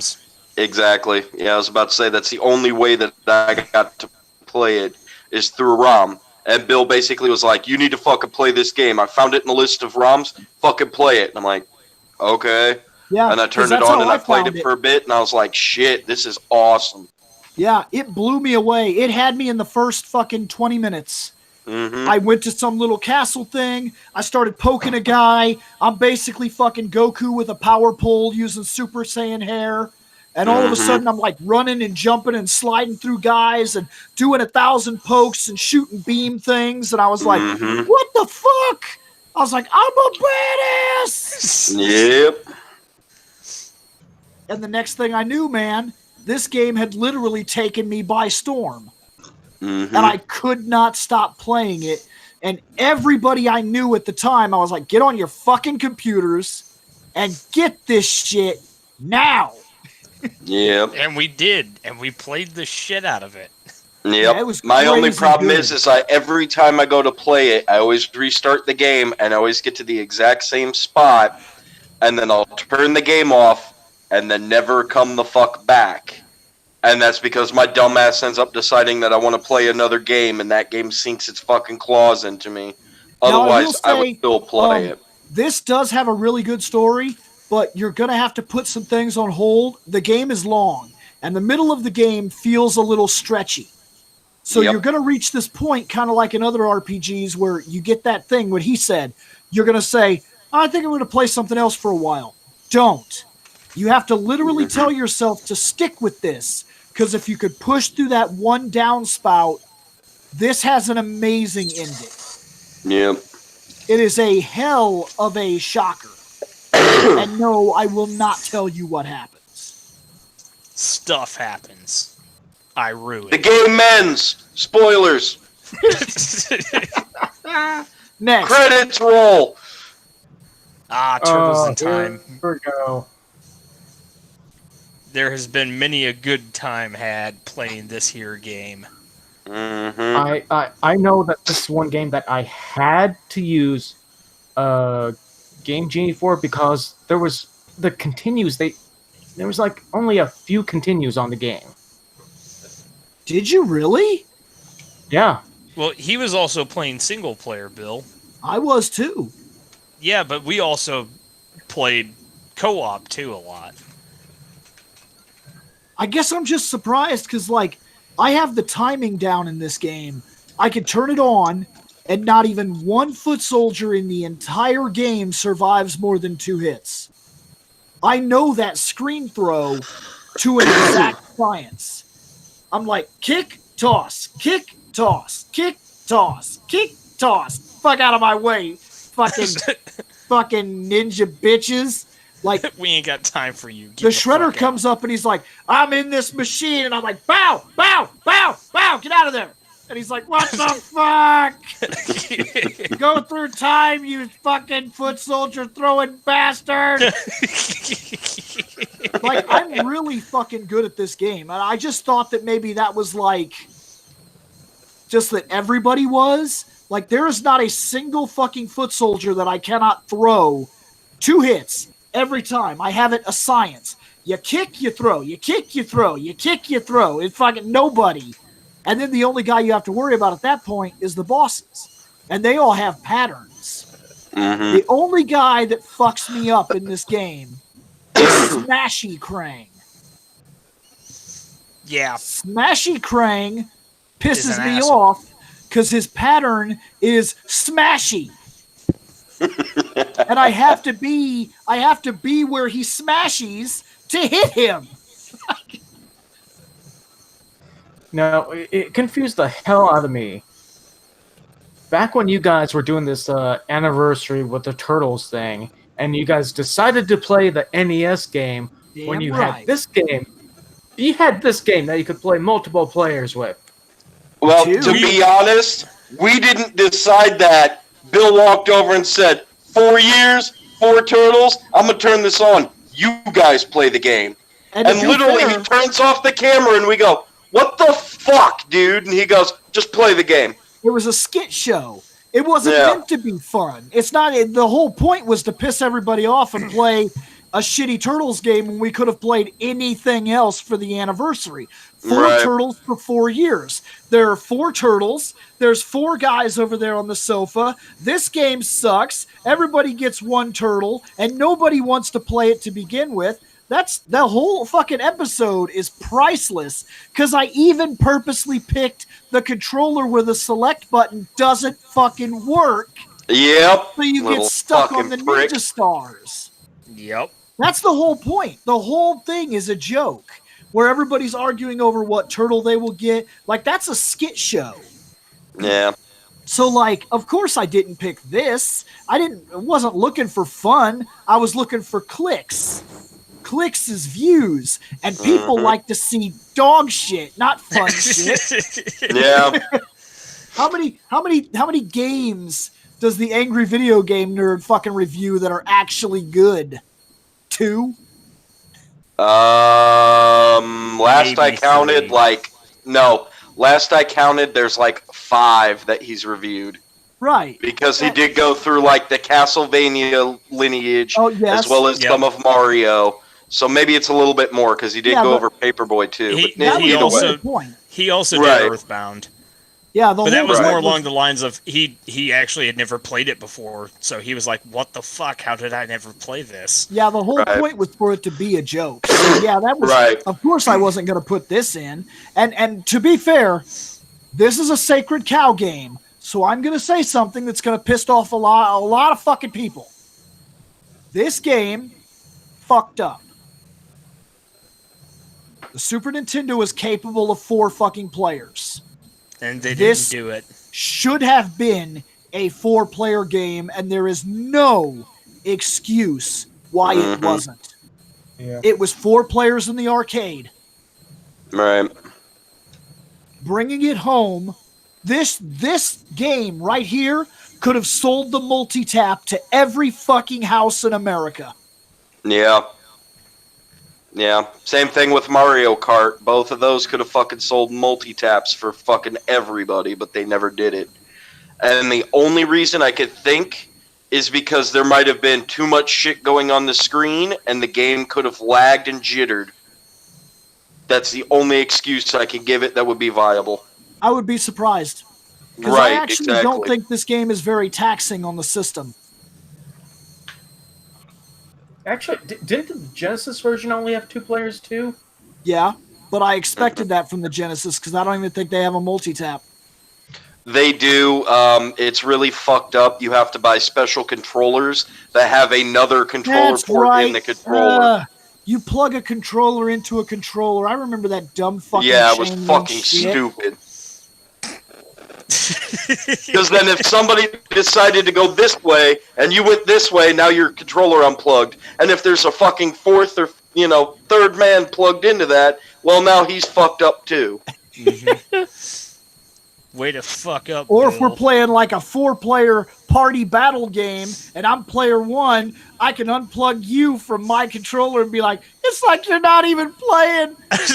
Right? Gonna drink some Victory Cola while you're at it, you stupid I'm gonna bastard. piss in that bottle of victory. But I'm gonna give you an intense stare the entire time. Just But this game is great. But I am going to say, to this day, I feel like it was a fuck up, and it blows my mind that to this day there hasn't even been like a 4-player ROM hack. This game should have been 4 fucking players. Every Turtles game should be 4 fucking players. Now, other than that first game just needs to be left in an Area 51 landfill. Now, every Turtles game from this point on needs to be 5 fucking players because of Jenica. Yeah. Because, yes, there is a female turtle. She wears yellow. She's a member of the Foot Clan, and her name is Jenny. Original name, Jenica. And this is not taboo because for people that don't read the Turtles, currently, Master Splinter is the leader of the Foot Clan. And Jenica was his right-hand man, and also the love interest of Casey Jones. When Karai came back to try to do what? What happened to April? I thought April and Casey had a thing. April and Casey haven't had a thing for a very long time. The comic books have actually moved way past all the fucking shows that are still just showing the first 4 storylines of the Ninja Turtles. The comics have been moving forward since they were designed, and they've never stopped moving forward. So Casey and April happened. They broke.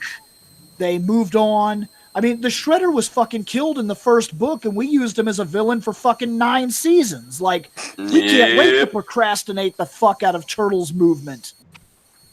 But the Ninja Turtles currently, what's going on currently right now is that Master Splinter became the leader of the Foot Clan.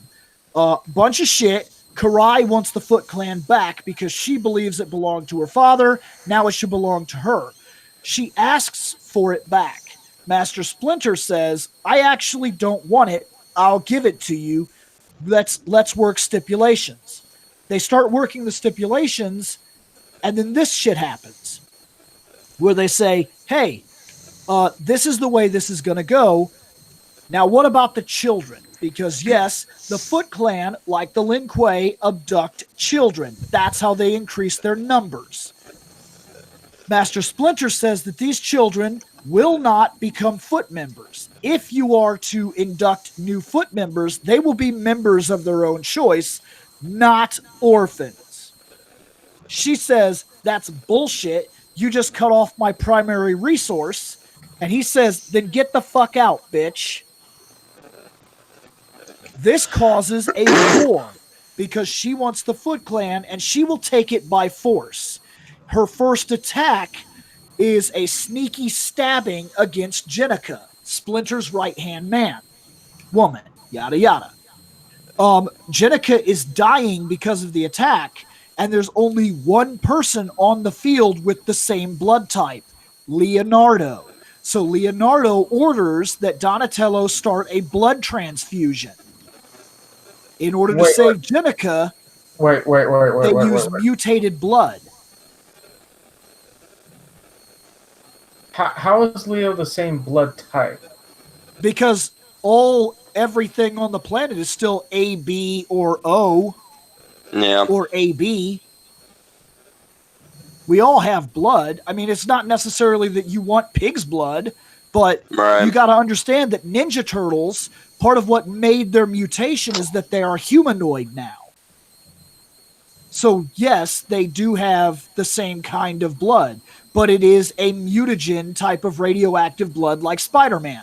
Spider-Man can give a blood transfusion and save your life, but he'll also make you really sick. Mm-hmm. Well, he can also kill you by ejaculating into you multiple times, but that's a different story. That's such a dumb fucking storyline. Right. But what happened was Leonardo did a blood transfusion in the field to save Jenica. Jenica transformed because of the mutagen effect of the blood and is now the 5th Ninja Turtle, Jenny. And she wears yellow, and she uses Wolverine claw-like weapons and uses the wrap of the Foot Clan. And she's fucking awesome. 5 players. 4 for this.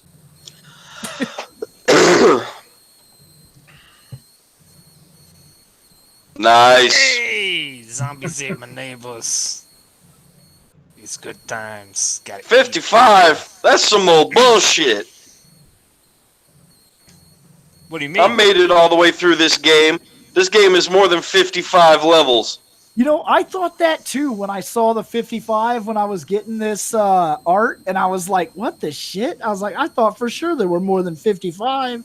Yeah, the last I had counted, because of course as you play through the game you can find the warp doors and skip shit, not including bonus levels, I think the most I counted was like 130 or 40 something before I got to the final boss, which is that fucked up scientist that you keep finding randomly who's just grabbing chemicals and mixing them together, and then he'll fucking teleport as you try to get near him.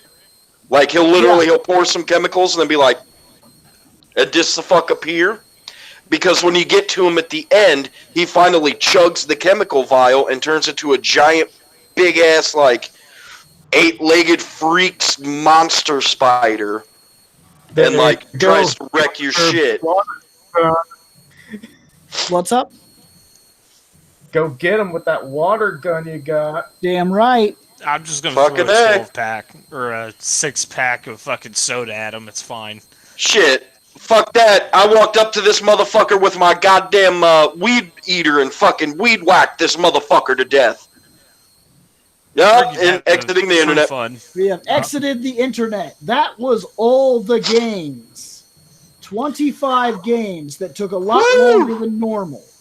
Almost 4 hours. Almost 4 hours. Which means my girlfriend's asleep and I needed to shower 3 hours ago. Long podcast, but we are at the end of it.